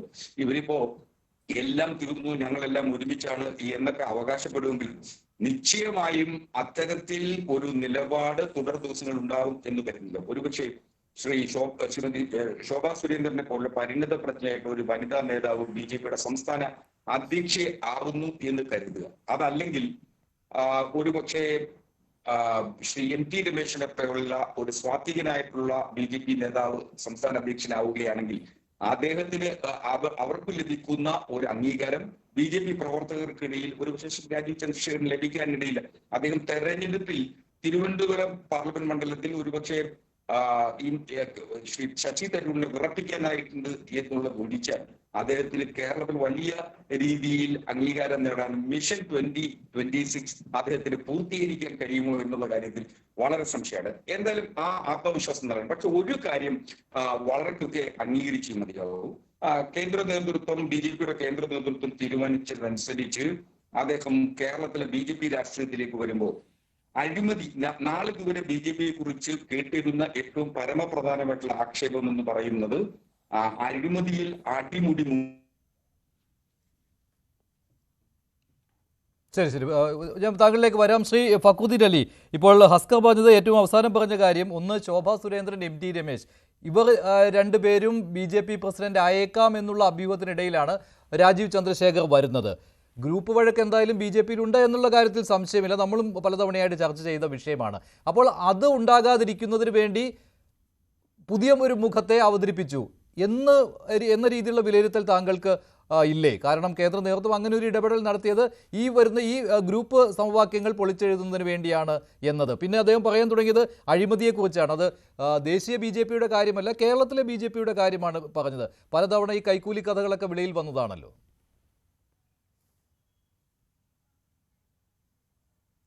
അല്ല, അത് രണ്ടും ശരിയാണ്. ഒന്ന്, ഈ പറഞ്ഞ വിഭാഗീയതയുടെ ഒരു പ്രശ്നം BJPയിലുണ്ട്. അപ്പോൾ ഇവരാരെങ്കിലും ആയി തന്നെ പരസ്പരം പാരവലിക്കാൻ സാധ്യതയുണ്ട്. അത് ഈ പറയുന്ന നമ്മുടെ നേതാക്കന്മാർ ഈ ആണോന്നില്ല. പക്ഷേ നമ്മൾ കണ്ടെടുത്തത് ഇവർ തന്നെ പിന്നെ സംസാരം നമ്മൾ വരികൾക്കിടയിൽ വായിച്ചാൽ അത് സാധ്യതയുണ്ട്. രണ്ടാമത്തെ ഒരു കാര്യം, അപ്പോൾ ഇതിനെ മാറ്റണമെങ്കിൽ, ഇതിനെ മറികടക്കണമെങ്കിൽ നേരിട്ട് സെൻട്രൽ ലീഡർഷിപ്പുമായിട്ട് ബന്ധപ്പെട്ടിട്ടുള്ള ആരെങ്കിലും വരണം. അതാണ് രാജീവ് ചന്ദ്രശേഖർ. പിന്നെ വേറൊരു കാര്യം എന്ന് വെച്ചാൽ രമേശ് ആയാലും ശോഭയാണെങ്കിലും എനിക്ക് ഇവർ രണ്ടുപേരും ഇഷ്ടമാണ്. ഇവർ രണ്ടുപേരും ആരോപണങ്ങൾ വന്നിട്ടുണ്ട്. അപ്പം ഒരു ക്ലീൻ സ്ലേറ്റ് തുടങ്ങാൻ ബുദ്ധിമുട്ട്. ആരോപണങ്ങൾ ശരിയാണെന്ന് എനിക്കറിയില്ല, അതൊക്കെ അന്വേഷിച്ച് കണ്ടിരിക്കേണ്ട കാര്യമാണ്. പക്ഷേ ഏതായാലും എയറിൽ ഇങ്ങനെ കുറേ കാര്യങ്ങൾ നിൽക്കുന്നുണ്ട്. അപ്പം ക്ലീൻ സ്റ്റേറ്റിൽ ഇപ്പം അസ്കർ തന്നെ പറഞ്ഞു. ഇപ്പോൾ ശോഭയാണെങ്കിൽ അസ്കർ ആദ്യം പറയും ഇവരെ പറ്റി വന്നിട്ട് എന്തെങ്കിലും ആരോപണങ്ങളായിരിക്കും. എനിക്കൊന്ന് രമേശിനെ പറ്റി ചെറിയ എന്തോ ആരോപണം വന്നില്ല, മെഡിക്കൽ കോളേജ് അങ്ങനെ എന്താ പറഞ്ഞത്. അപ്പം ഒരു ക്ലീൻ സ്ലേറ്റ് തുടങ്ങാനുള്ള ബുദ്ധിമുട്ടാണ്. അപ്പോൾ ക്ലീൻ സ്ലേറ്റ് തുടങ്ങാൻ ഇങ്ങനെയുള്ള ഒരു പുതിയ ഒരാളാണ് നല്ലത്. ഇത് പാൻ ഇന്ത്യൻ സിനിമയുടെ കാലഘട്ടമാണ്. അപ്പോൾ എല്ലാവരും സിനിമ എടുക്കുന്ന പാൻ ഇന്ത്യ. അപ്പോൾ പാൻ ഇന്ത്യൻ ഔട്ട്ലുക്കുള്ള രാഷ്ട്രീയക്കാരാണ് രാജീവ് ചന്ദ്രശേഖർ. അപ്പോൾ ഈ പുതിയ പിള്ളേർ അവരാണല്ലോ ഇനി കാര്യങ്ങൾ തീരുമാനിക്കാൻ പോകുന്നത്. കാരണം BJPക്ക് സാമ്പ്രദായം, നമ്മളൊക്കെ ജനറേഷന് കിട്ടേണ്ട വോട്ടുകൾ BJP ഫിക്സഡായി കിട്ടിയിട്ടുണ്ട്. ഇനി ഏതെങ്കിലും മുന്നണി തറന്നാലേ കിട്ടുള്ളൂ. ഇനി അടുത്ത വരാൻ പോകുന്ന വോട്ടേഴ്സാണ്. അവർ ഈ പറയുന്ന നിലവിലുള്ള കക്ഷി രാഷ്ട്രീയത്തിൻ്റെ വലയത്തിലൊന്നും കുടുങ്ങി കിടക്കുന്ന ആളല്ല. അവർ പാൻ ഇന്ത്യൻ ഔട്ട്ലുക്കുള്ള. അപ്പോൾ അവരുടെ ആ പാൻ ഇന്ത്യൻ ഔട്ട്ലുക്ക്, ബോച്ചേനൊക്കെ ആരാധിക്കുന്ന, അതേസമയം തന്നെ സുന്ദർ പിച്ചേനെയും ബോച്ചേനെയൊക്കെ എല്ലാം ഈ പറയുന്ന 18 പോസിറ്റീവ് ഷെയ്ഡിലുള്ള ആളുകൾ ഒരേപോലെ ആരാധിക്കുന്ന ആളുകളാണ് പുതിയ പിള്ളേർ. അപ്പോൾ അവരുടെ സെൻസിബിലിറ്റിയെ ടച്ച് ചെയ്യാൻ ശേഷിയുള്ള കേരളത്തിലിപ്പോൾ ഒരാൾ ശശി തരൂരായിരുന്നു. പക്ഷേ ശശി തരൂരിന് ഒരു ആടി കളിച്ച ഇമേജ് കളഞ്ഞു. പിന്നെ വേറെ മൂപ്പർക്ക് ഈ പറഞ്ഞ ഒരു ക്ലീൻ സ്ലേറ്റ് തുടങ്ങാൻ പറ്റില്ല. രാജീവ് ക്ലീൻ സ്ലേറ്റ് തുടങ്ങാനും ഈ പിള്ളേരൊക്കെ ആകർഷിക്കാനും രാജീവിന് പറ്റും. രാജീവിൻ്റെ ഒന്ന് ഈ പാൻ ഇന്ത്യൻ ഔട്ട്ലുക്ക്, പുതിയ പിള്ളേരുടെ സെൻസിബിലിറ്റി, രാജീവ് ജിമ്മിൽ വർക്കൗട്ട് ചെയ്യുന്നൊക്കെ നിങ്ങൾ കണ്ടിട്ടുണ്ടാവുമല്ലോ. അതൊക്കെ ഈ പിള്ളേർക്ക് വലിയ കാര്യമാണ്. പിന്നെ വേറെ രാജീവിന്റെ ഡ്രസ്സ്, നമ്മുടെ ബോച്ചയുടെ ഡ്രസ്സ് പോരാ. അപ്പോൾ രാജീവിന്റെ അത് പക്ഷേ ഒരു ഭയങ്കര ബോറായി പോകും. കാരണം ഈ പ്രായം ചെന്ന മനുഷ്യൻ കഷ്ടപ്പെടുന്ന പോലെ തോന്നും. പക്ഷെ അതുപോലെയല്ല, രാജീവ് വളരെ പ്രൊഫഷണലായിട്ടാണ് ചെയ്യുന്നത്. രാജീവിന്റെ ഡ്രസ് കോഡ് നിങ്ങൾ കേരളത്തിലെ ഡ്രസ് കോഡ് ബോച്ചയുടെ ഡ്രസ് കോഡാണ്. ഇവർ രണ്ടുപേരും തൃശ്ശൂർക്കാരാണ്. ഇവരുടെ ബാക്ക്ഗ്രൗണ്ട് ഉള്ളതുകൊണ്ടായിരിക്കാം ഈ ബോച്ചേനെ പോലെ നമുക്ക് ഫീൽ ചെയ്യും. എനിക്കൊന്നും ബോച്ചേനെ ഇഷ്ടമല്ല, പക്ഷെ ബോച്ചേനെ ഇഷ്ടം ബോച്ചയ്ക്ക് ഇവിടെ വലിയ ഫാൻ ഫോളോയിങ് ഉണ്ട്. അപ്പം എസ്പെഷ്യലി ഈ യങ്സ്റ്റേഴ്സിൻ്റെ ഇടയിൽ. രാജീവിനെ സംബന്ധിച്ച് മാത്രമല്ല, സക്സസ്ഫുള്ളായ ബിസിനസ്സുകാരെ, നല്ല ബിസിനസ്സുകാരാകാനാണ് ഇപ്പോൾ പിള്ളേർ പലപ്പോഴും ആഗ്രഹിക്കുന്നത്, പുതിയ പിള്ളേർ. അപ്പം ഗവൺമെൻറ് ജോലി എന്ന് ഒരു അട്രാക്ഷനും അല്ല, അപ്പോൾ അതൊരു സാധ്യതയല്ല. അപ്പോൾ അങ്ങനെയുള്ള പിള്ളേരൊക്കെ ആകർഷിക്കാൻ ശേഷിയിൽ അവരെ സംബന്ധിച്ചിടത്തോളം ഒരു ഫ്യൂച്ചറിസ്റ്റിക്കായി നോക്കുമ്പോൾ ഏറ്റവും നല്ല ഒരു ബെറ്റാണ് രാജീവ്. അപ്പോൾ രാജീവ് ആവശ്യമില്ലാതെ വിവാദങ്ങൾക്കൊന്നും പോയി തലവെച്ച് കൊടുക്കുകയില്ല. അങ്ങനെ രാജീവിനൊരു ഗുണമുണ്ട്. ആകപ്പാട് ആ ലോക്സഭാ ഇലക്ഷൻ തോറ്റ സമയത്ത് അദ്ദേഹം നടത്തിയ ഒരു ട്വീറ്റ് തെറ്റിദ്ധരിക്കപ്പെട്ടു. അദ്ദേഹം പറഞ്ഞതെന്ന് വെച്ചാൽ മന്ത്രിസ്ഥാനം ഒഴിയുന്നതായിട്ട് ബന്ധപ്പെട്ട് നടന്ന ട്വീറ്റാണ് അത്. പക്ഷേ നമ്മളന്ന് ഞാനും മഞ്ജുഷൊക്കെ ഇരിക്കുന്ന സമയത്താണ് ആ ട്വീറ്റ് വന്നത്. പക്ഷേ ആളുകൾ അത് തെറ്റിദ്ധരിച്ച് വേറെ രീതിയിൽ വ്യാഖ്യാനിച്ചിരുന്നു. പക്ഷെ അന്ന് ഞാൻ ചർച്ചയിൽ പറഞ്ഞു രാജീവിന് അങ്ങനെ അബദ്ധം പറ്റാൻ സാധ്യതയില്ല. കാരണം രാജീവ് ഇത്രയും സൂക്ഷ്മമായി കാര്യങ്ങൾ കാണുന്ന ഒരാളാണ്. പിന്നെ വേറൊരു കാര്യം എന്ന് വെച്ചാൽ നമ്മുടെ നാട്ടിൽ ഇപ്പം പച്ച മലയാളം പറയാൻ പറ്റില്ല എന്നുള്ളതാണ് രാജീവിനെ പറ്റി പറയുന്ന വേറെ കാര്യം. നമ്മളെ പുതിയ പിള്ളേർക്ക് അതൊക്കെയാണ് ഇഷ്ടം. കുറച്ച് മലയാളം അറിയുന്ന ആളുകളെക്കാണ് അവർക്ക് ഇഷ്ടം. കാരണം അവരുടെ ഔട്ട്ലുക്ക് അങ്ങനെയാണ്. നിങ്ങളെ ഈ പണ്ട് വയസ്സന്മാർ വോട്ട് ചെയ്തിട്ട് ഈ പിള്ളേരാണ് വോട്ട് ചെയ്യാൻ പോകുന്നത്. ഈ പിള്ളേർ വോട്ട് ചെയ്ത് അവരുടെ ഇപ്പം തന്നെ നോക്കൂ, ഇപ്പോൾ സിനിമ തന്നെ നിങ്ങൾ നോക്കൂ, ഈ പിള്ളേരെങ്ങനെയാണ് സിനിമ ആണെന്ന് നോക്കി ആളുകൾ സിനിമ പിടിക്കുന്നത്. ആ പിള്ളേർ പോയി ഹിറ്റാക്കുന്ന സിനിമകൾ വയസ്സന്മാരും പോയി ഹിറ്റാകും. അതുകൊണ്ട് ഇതൊരു വളരെ നല്ലൊരു ഡിസിഷനാണ്. കേരളത്തിൽ ഈ ഡിസിഷൻ വളരെ മുമ്പേ ഉണ്ടാവുന്നത്. ഉല്ലാസ് പറഞ്ഞിരുന്നു കെ സുധാകരനെയും രാജീവ് ചന്ദ്രശേഖരെയും MP ഗോവിന്ദനെയും താരതമ്യത്തെ പെടുത്തി നോക്കൂ എന്ന്. പക്ഷെ അതിനുള്ള സമയമൊന്നും ആയിട്ടില്ലല്ലോ. പ്രവർത്തനത്തിന്റെ കാര്യത്തിൽ അതിനുള്ള സമയമായിട്ടില്ല. പക്ഷെ ഒരു 2 ജനറേഷൻ, ഇപ്പം ഗോവിന്ദമാഷാണെങ്കിലും സുരേഷ് പഴയ ജനറേഷനിലാണ്. എന്ന് വെച്ചാൽ ഫുൾ ടൈം പാർട്ടി പ്രവർത്തകർ, പാർട്ടി പ്രവർത്തനം വളരെ ചിട്ടയായി നടത്തേണ്ട ഒരു കാര്യമാണ്. അടിതൊട്ട് മുടി വരെ അങ്ങനെ കണ്ടിരുന്ന കാലഘട്ടത്തിൽ നേതാക്കന്മാരാണ്. ആ ഒരു വാർപ്പ് മാതൃകയിൽ വന്നവരാണ്. രാജീവ് അതല്ല. രാജീവ് IT റവല്യൂഷനോടുകൂടി ജനിച്ചു വളർന്ന അമേരിക്കയിലെ IT റവല്യൂഷന്റെ ഭാഗമായി ഇന്ത്യയിലെ IT റവല്യൂഷന് തുടക്കം കുറിച്ച ആളുകളിൽ ഒരാളാണ്. അപ്പം ജനറേഷൻസ് ഹെഡാണ്. ഈ ന്യൂ ജനറേഷൻ പിള്ളേർ എന്ന് പറയുന്നത് മൊത്തം ഈ സൈബർനെറ്റിക്സ് ജീവിക്കുന്ന ആളുകളാണ്. അപ്പോൾ അവരുടെ സെൻസിബിലിറ്റി കൂടുതൽ അറിയാൻ പറ്റുന്ന ആളാണ് അദ്ദേഹം. മാത്രമല്ല ഞാൻ പറഞ്ഞത് അവരെ സംബന്ധിച്ച് ഗവൺമെൻറ് ജോലിയോ അല്ലെങ്കിൽ MLA MP ആവുമെന്നല്ല ഈ പുതിയ പിള്ളേർ. അവർക്കതൊന്നും താല്പര്യം, രാഷ്ട്രീയത്തിൽ പോലും അവർക്ക് താല്പര്യം. അവർക്ക് ഇൻവെസ്റ്ററാണോ, ഓൺടർപ്രണറാണോ, ഡെപ്പോസിറ്റ് വേണം. അതൊക്കെയാണ് ഈ പിള്ളേരുടെ ആഗ്രഹങ്ങൾ. അങ്ങനെ അവർ നമ്മൾ കൂടുതൽ സംസാരിച്ച് നമ്മൾ ഞെട്ടിപ്പോവും. പ്രൈവറ്റ് ജെറ്റ് വേണം, പിന്നെ മെഡഗാസ്കറിൻ്റെ അടുത്ത് ഒരു ഐലൻഡ് എടുക്കണം, ഇതൊക്കെയാണ് ഈ പിള്ളേർ പറയുന്നത്. അപ്പോൾ അങ്ങനെയുള്ള സ്വപ്നങ്ങൾക്ക് തീ പിടിപ്പിക്കാൻ പറ്റിയ ഒരാളാണ് ഇങ്ങേര്. ശശി തരൂർ അങ്ങനെ ആയിരുന്നു. പക്ഷേ ശശി തരൂർ ഇടയ്ക്കിടയ്ക്ക് ഇങ്ങനെ ഒരുപാട് സംസാരിക്കുന്ന സ്വഭാവം ഉള്ളതുകൊണ്ടും പിന്നെ അദ്ദേഹത്തിൻ്റെ ബാക്ക്ഗ്രൗണ്ട് അദ്ദേഹത്തെ വേട്ടയാടുന്നതുകൊണ്ടും അദ്ദേഹത്തിന് ഒരുപാട് കാലം ആ വിശ്വാസം കാത്തുസൂക്ഷിക്കാനായില്ല. രാജീവ് സോഫ സക്സസ്ഫുള്ളാണ്. ശരി, ശ്രീ സേനാപതി വേണു, ഫക്രുദ്ദീൻ എന്തായാലും രാജീവ് ചന്ദ്രശേഖരയുടെ ഒരു ആരാധകനായി മാറിക്കഴിഞ്ഞിരിക്കുകയാണ്. കഴിഞ്ഞ തിരുവനന്തപുരത്ത് അദ്ദേഹം വന്നിറങ്ങിയപ്പോൾ മുതൽ ഫക്രുദ്ദീൻ രാജീവിനെ പിന്തുണയ്ക്കുന്നതാണ്. എനിക്ക് പണ്ടേ ഇഷ്ടമാണ്. സേനാപതി, ഒരു യുവതലമുറ തന്നെ ഈ രാജീവ് ചന്ദ്രശേഖരിൽ താല്പര്യം കാണിക്കുന്നവരാണ്. തിരുവനന്തപുരത്തെ തെരഞ്ഞെടുപ്പ് ഫലവും അതിന്റെ ഒരു സൂചനയായിരുന്നുവല്ലോ. കേവലം 15,000 വോട്ടുകൾക്കാണ് അദ്ദേഹത്തിന് പിന്നിൽ പോകേണ്ടി വന്നത്. ഇത് അല്ല, അതൊക്കെ നമ്മളൊക്കെ നിരീക്ഷിച്ചതാണ്. കഴിഞ്ഞ പ്രാവശ്യത്തെ ശശി തരൂരിന്റെ തെരഞ്ഞെടുപ്പിലെ വോട്ട് കുറവ് എന്നുള്ളത് അദ്ദേഹത്തിന്റെ മണ്ഡലത്തിലെ പ്രവർത്തനത്തിലുള്ള ഒരു ആന്റി എൻകംബൻസിയുടെ ഒരു ഭാഗം എന്നുള്ളതാണ്. എൻ്റെ ഒരു മനസ്സിലെ കണക്കൂട്ടൽ ഈ രാജീവ് ചന്ദ്രശേഖർ അല്ല, BJPയുടെ സംസ്ഥാനത്തെ ഉന്നതരായ അല്ലെങ്കിൽ തലമുതിർന്ന നേതാക്കൾ ആരെങ്കിലും മത്സരിച്ചിരുന്നു എങ്കിൽ പോലും ഇതുപോലെയൊക്കെ വരുവുള്ളൂ. അദ്ദേഹം ചിലപ്പോൾ ഇതുപോലെ ജയിക്കും എന്നുള്ളതല്ലാതെ അതിനപ്പുറത്തേക്ക് എന്തെങ്കിലും ഒരു അത്ഭുതം രാജീവ് ചന്ദ്രശേഖർ വന്നു എന്നുള്ളത് കൊണ്ട് തിരുവനന്തപുരത്തുണ്ടായി എന്ന് ഞാൻ വിശ്വസിക്കുന്നില്ല. പക്ഷെ നമ്മൾ കൗതുകകരമായിട്ട് കാണേണ്ട ഒരു കാര്യം എന്ന് പറയുന്നത്, ഇപ്പം ഇവിടെ ഉല്ലാസ് ബാബു പറഞ്ഞ പോലെ ഇപ്പം BJPയുടെ സംസ്ഥാന അധ്യക്ഷനെ തീരുമാനിക്കേണ്ടത് അത് അവരുടെ മാത്രം അവകാശമാണ്. പക്ഷെ നമ്മൾ ചോദിക്കുന്ന ഒരു കാര്യം, ഈ കേരളത്തിൽ ഇത്രയും പരിണിതപ്രജ്ഞരായ BJPയുടെ നേതാക്കന്മാർ, സംഘപരിവാർ കുടുംബത്തിൽപ്പെട്ടവരുടെ എല്ലാം പ്രവർത്തനങ്ങളും അവരുടെയൊക്കെ ഒരു ജീവിതം പൂർണ്ണമായി ഇതിനെ സമർപ്പിച്ച് ഇത്രയും ആളുകളെല്ലാം നിൽക്കുമ്പോൾ ഒരു സുപ്രഭാതത്തിൽ അപ്പോൾ അദ്ദേഹം ചോദിക്കുന്ന ഒരു ചോദ്യമുണ്ട്, ശശി തരൂർ എങ്ങനെ വന്നു? ശശി തരൂർ കോൺഗ്രസിന്റെ ദേശീയ തെരഞ്ഞെടുപ്പിൽ അദ്ദേഹം നോമിനേഷൻ കൊടുത്ത് മത്സരിച്ച് 1016 വോട്ട്, 10,000-ഓളം വോട്ടിൽ അതിന്റെ 10% വോട്ട് നേടിയതാണ്. ഇവിടെ തെരഞ്ഞെടുപ്പ് അങ്ങനെയല്ലോ, ഒരാൾ മാത്രമേ നോമിനേഷൻ കൊടുക്കാൻ പാടുള്ളൂ, ബാക്കിയുള്ളവരാരും നോമിനേഷൻ കൊടുക്കാൻ പാടില്ല എന്ന ഒരു ജനാധിപത്യം നമ്മൾ എവിടെ, ഇത് ജനാധിപത്യപരമായ തെരഞ്ഞെടുപ്പാണോ എന്നൊന്നും എനിക്കോ ഇല്ല നിങ്ങൾക്കോ പറയാൻ പറ്റത്തില്ല. അവരുടെ ദേശീയ നേതൃത്വം തീരുമാനിക്കട്ടെ. പക്ഷെ എന്റെയും അല്ലെങ്കിൽ കേരളത്തിൽ ഇത് കാണുന്ന പൊതുസമൂഹം ചോദിക്കുന്ന ഒരു ചോദ്യം, ഈ സംസ്ഥാനത്ത് BJP എന്ന രാഷ്ട്രീയ പ്രസ്ഥാനത്തിന്റെ പ്രവർത്തനങ്ങൾ നിതാന്തമായി നടത്തിയ ആളുകളെ ആരെയെങ്കിലും പ്രസിഡന്റ് സ്ഥാനത്തേക്ക് കൊണ്ടുവരാതെ ഒരത്ഭുതം ഒരു സുപ്രഭാതത്തിൽ ഇദ്ദേഹം ടെക്നോക്രാറ്റ് ആണ്, അല്ലെങ്കിൽ BPLന്റെ അതിനെ വലിയ ഉന്നത തലങ്ങളിലേക്ക് എത്തിച്ച ആളാണ്, അമേരിക്കയിലെ വ്യവസായി ആയിരുന്ന ആളാണ്, ഇതൊക്കെ പറയുമ്പോഴും നമ്മൾ മനസ്സിലാക്കേണ്ട ഒരു കാര്യം, മന്ത്രിസ്ഥാനം കിട്ടിയില്ല, തെരഞ്ഞെടുപ്പിൽ തോറ്റു എന്ന് പറഞ്ഞപ്പോൾ അദ്ദേഹത്തിന്റെ ആദ്യത്തെ ട്വീറ്റ് ഞാൻ രാഷ്ട്രീയ പ്രവർത്തനം അവസാനിപ്പിക്കുന്നു എന്ന് പറഞ്ഞാണ്. 12 തെരഞ്ഞെടുപ്പിൽ തോറ്റയാളാണ് O രാജഗോപാൽ. 13ാമത്തെ തെരഞ്ഞെടുപ്പിലാണ് അദ്ദേഹം നിയമത്തിൽ ജയിക്കുന്നത്.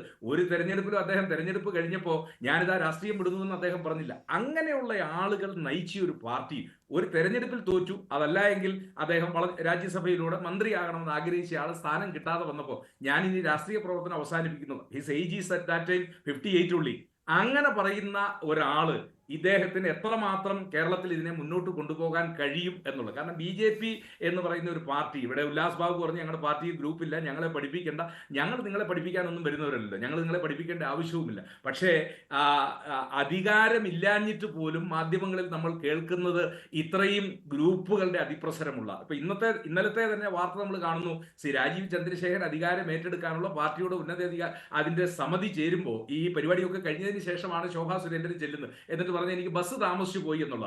ഞാൻ ചോദിക്കുന്നത്, ശോഭാ സുരേന്ദ്രനാണ് അധ്യക്ഷ സ്ഥാനത്തേക്ക് തിരഞ്ഞെടുക്കുന്നതെങ്കിൽ അവരുടെ ബസ് അവർ താമസിക്കും. അപ്പോൾ ഇതൊക്കെ വരികൾക്കിടയിലൂടെ വായിക്കുമ്പോൾ ഫക്രുദ്ദീൻ പറഞ്ഞതുപോലെ ഇവരുടെ പാർട്ടിക്കകത്ത് ഇത് ഇത്രയും വളർന്നപ്പോഴേക്കും ഇതിൻ്റെ അകത്തെ ഗ്രൂപ്പിന് മുകളിലുള്ള സംവിധാനവും പാലക്കാട്ട് ഉപതെരഞ്ഞെടുപ്പ് ഞങ്ങളൊക്കെ തെരഞ്ഞെടുപ്പ് പ്രചരണത്തിന്റെ ഭാഗമായിട്ടുള്ളത്. അവിടെ BJPയുടെ ദേശീയ കമ്മിറ്റി അംഗമല്ലേ ശ്രീ ശിവരാജ് ചേട്ടൻ, അദ്ദേഹമല്ലേ ഞങ്ങൾ അടിക്കുന്നേക്കാളും ഗോളുകൾ അടിച്ചുകൊണ്ടിരുന്ന തെരഞ്ഞെടുപ്പിൽ ഇന്നയാളായിരുന്നു തെരഞ്ഞെടുപ്പിൽ വരേണ്ടിയിരിക്കേണ്ടത് എന്ന് പറഞ്ഞു പാലക്കാട്. അപ്പൊ ഞാൻ പറഞ്ഞതെന്തെന്ന് ചോദിച്ചാൽ, അങ്ങനെയുള്ള നിർണായകമായ ഘട്ടത്തിൽ പോലും BJPക്ക് അകത്ത് നമ്മൾ കാണുന്നത് അവരുടെ രാഷ്ട്രീയത്തെ വിമർശിക്കാൻ നമുക്ക് സ്വാതന്ത്ര്യമില്ല, പക്ഷെ പുറത്തേക്ക് കാണുന്നതിനെ നമ്മൾ വിമർശിക്കുന്നു. അത് തീർച്ചയായിട്ടും നമുക്ക് പറയേണ്ടി വരും. പക്ഷെ അത് ഉല്ലാസമ്മതിക്കുകയില്ല കാര്യം. അത് ഉല്ലാസം സമ്മതിക്കത്തില്ല. കാരണം അതുകൊണ്ട് തന്നെയാണ് ഞാൻ പറഞ്ഞത്, ഈ പരീക്ഷണത്തെ നമുക്ക് കൗതുകത്തോടെ കാത്തിരുന്ന് കാണാം. ഏതായാലും ത്രിതല പഞ്ചായത്ത് തെരഞ്ഞെടുപ്പ് അടുത്ത ഒക്ടോബർ 2 അല്ലെങ്കിൽ നവംബർ 1 ത്രിതല പഞ്ചായത്തിന്റെ അംഗങ്ങൾ സ്ഥാനമേൽക്കേണ്ടതായിട്ടുണ്ട്. അപ്പം ഇനി തെരഞ്ഞെടുപ്പിന് ഏറിയാൽ 6-3-18 180 ദിവസമാണ് അതിന്റെ പ്രഖ്യാപനത്തിനുള്ളത്. അപ്പൊ അത് കഴിയുമ്പോഴും ഏതായാലും നമ്മൾ ഈ മിഷൻ 25 പിന്നെ അതിനുശേഷം ഒരു 3 മാസം കൂടെ കഴിഞ്ഞാൽ അടുത്ത മാർച്ചിൽ നിയമസഭാ തെരഞ്ഞെടുപ്പിന്റെ പ്രഖ്യാപനം ഉണ്ടാകും. അപ്പോഴും നമ്മൾ ചർച്ചയിൽ വരേണ്ടതായിട്ട് വരും. ഈ 6 മാസം 1 കൊല്ലത്തിനുള്ളിൽ ഇദ്ദേഹത്തിന് എന്ത് അത്ഭുതം സൃഷ്ടിക്കാൻ കഴിയുമെന്നുള്ളത് അത് വരും ദിവസങ്ങളിൽ നമുക്ക് കാണേണ്ടതായിട്ടിരിക്കുന്നു. പക്ഷേ എൻ്റെ ഇന്നോളമുള്ള അനുഭവത്തിൽ നിന്ന് അങ്ങനെ ഒരത്ഭുതവും സൃഷ്ടിക്കാൻ ഇദ്ദേഹത്തിന് കഴിയില്ല എന്നാണ്. അപ്പോൾ അത് കഴിയുമ്പോഴത്തേക്ക് മിഷൻ 2029 എന്നാക്കി മാറ്റേണ്ടി വരുമോ ശ്രീ ഉല്ലാസ് ബാബു? അല്ല, അത് നിങ്ങൾ മാധ്യമക്കാർക്ക് സ്വപ്നം കാണാം. കാരണം നിങ്ങൾക്ക് ഇങ്ങനെ സ്വപ്നം കാണാനുള്ള കൂടുതൽ. നിങ്ങളെ സംബന്ധിച്ചിടത്തോളം നിങ്ങളൊരു ലിസ്റ്റ് ഉണ്ടാക്കുക, ലിസ്റ്റ് ചർച്ച ചെയ്യുക, ചർച്ച ചെയ്ത ലിസ്റ്റ് വന്നില്ല എന്ന് പറയാം, അവർക്ക് അപ്രീതിയുണ്ടെന്ന് പറയാം, ഇവർക്ക് ഇപ്രീതിയുണ്ടെന്ന് പറയാം. നിങ്ങൾക്ക് കണ്ടന്റ് വേണ്ടേ? നിങ്ങൾക്ക് വാർത്തകൾ ഉണ്ടാക്കണം. നിങ്ങൾക്ക് അത് ഉണ്ടാക്കിയാലല്ലേ കഥകൾ മെനഞ്ഞാലൊക്കെ വാർത്തകൾ ഉണ്ടാവുള്ളൂ. അപ്പോൾ നിങ്ങൾക്ക് അതിനെ കഥകൾ മെനയാം. ഞങ്ങളെ സംബന്ധിച്ചിടത്തോളം ഈ 2025 എന്താ മിഷൻ, 2026 എന്താ മിഷൻ എന്ന് പറഞ്ഞാൽ ഞങ്ങൾക്ക് കൃത്യമായിട്ട് അറിയാമല്ലോ എന്ത് ചെയ്യണമെന്നുള്ളത്. അതിപ്പോൾ മാധ്യമങ്ങളുടെ മുന്നിൽ വന്നിരുന്നിട്ട് ഞങ്ങൾ ഇന്നമാരൊക്കെ ചെയ്ത് കാണിക്കാം എന്ന് പറയാൻ ഞങ്ങൾ എന്തായാലും ഉദ്ദേശിക്കുന്നില്ല. അത് ബഹുമാനായിട്ടുള്ള ഇന്ന് സ്ഥാനം ഏറ്റെടുത്ത സംസ്ഥാന അധ്യക്ഷൻ ശ്രീ രാജീവ് ചന്ദ്രശേഖർജിയുടെ നേതൃത്വത്തിൽ ഞങ്ങളെ സംബന്ധിച്ചിടത്തോളം എണ്ണയിട്ട യന്ത്രം പോലെ എത്ര കാലമായി മഞ്ജുഷ പണി തുടങ്ങിയിട്ട് എല്ലാവരും ഞങ്ങളുടെ ദിനചര്യയുടെ ഭാഗമല്ലേ. അപ്പോൾ സ്വാഭാവികമായിട്ട് ഞങ്ങളുടെ പ്രസിഡന്റ് അതിൻ്റെ ശൈലിക്കനുസരിച്ച് അല്ലെങ്കിൽ കാലഘട്ടം മാറുമ്പോൾ പുതിയ ആളുകൾ വന്നുകൊണ്ടേയിരിക്കും. അതിൽ ചില പരീക്ഷണങ്ങളുണ്ടാവും. കേന്ദ്ര നേതൃത്വം അത് കൃത്യമായിട്ട് അവലോകനം ചെയ്തിട്ടുണ്ടാവും. അപ്പോൾ ആര് പ്രസിഡന്റ് വന്നാലും ഞങ്ങളുടെ പ്രവർത്തനങ്ങൾ ഗ്രാസ് റൂട്ട് ലെവലിൽ അതങ്ങനെ നടന്നുകൊണ്ടേയിരിക്കും. അപ്പോൾ ഞങ്ങളെ സംബന്ധിച്ച് തദ്ദേശ സ്വയംഭരണ സ്ഥാപനങ്ങളുടെ തെരഞ്ഞെടുപ്പും അതിനുശേഷം വരുന്ന നിയമസഭാ തെരഞ്ഞെടുപ്പുകളൊക്കെ ഞങ്ങൾക്ക് കൃത്യമായിട്ട് ടാർഗറ്റുള്ള തെരഞ്ഞെടുപ്പുകളാണ്. അത് ഞങ്ങളെ ടാർഗറ്റ് അച്ചീവ് ചെയ്യുകയും ചെയ്യും. പിന്നെ തൃശ്ശൂരിനെ കുറിച്ച് നിങ്ങൾ പറഞ്ഞു, ഞങ്ങൾ സേനാപതി വീണു തൃശ്ശൂർ അത് ആദ്യമായിട്ടും അവസാനമായിട്ടും സംഭവിച്ചൊരു കാര്യമാണെന്ന് പറഞ്ഞു. സ്വപ്നം കണ്ടോളൂ നിങ്ങൾ ആ കാര്യത്തിൽ. ഈ മുരളീധരനെ അങ്ങോട്ട് കൂടുന്ന ഇറക്കിയ സമയത്ത് നിങ്ങൾ പറഞ്ഞത് ഇതല്ലല്ലോ.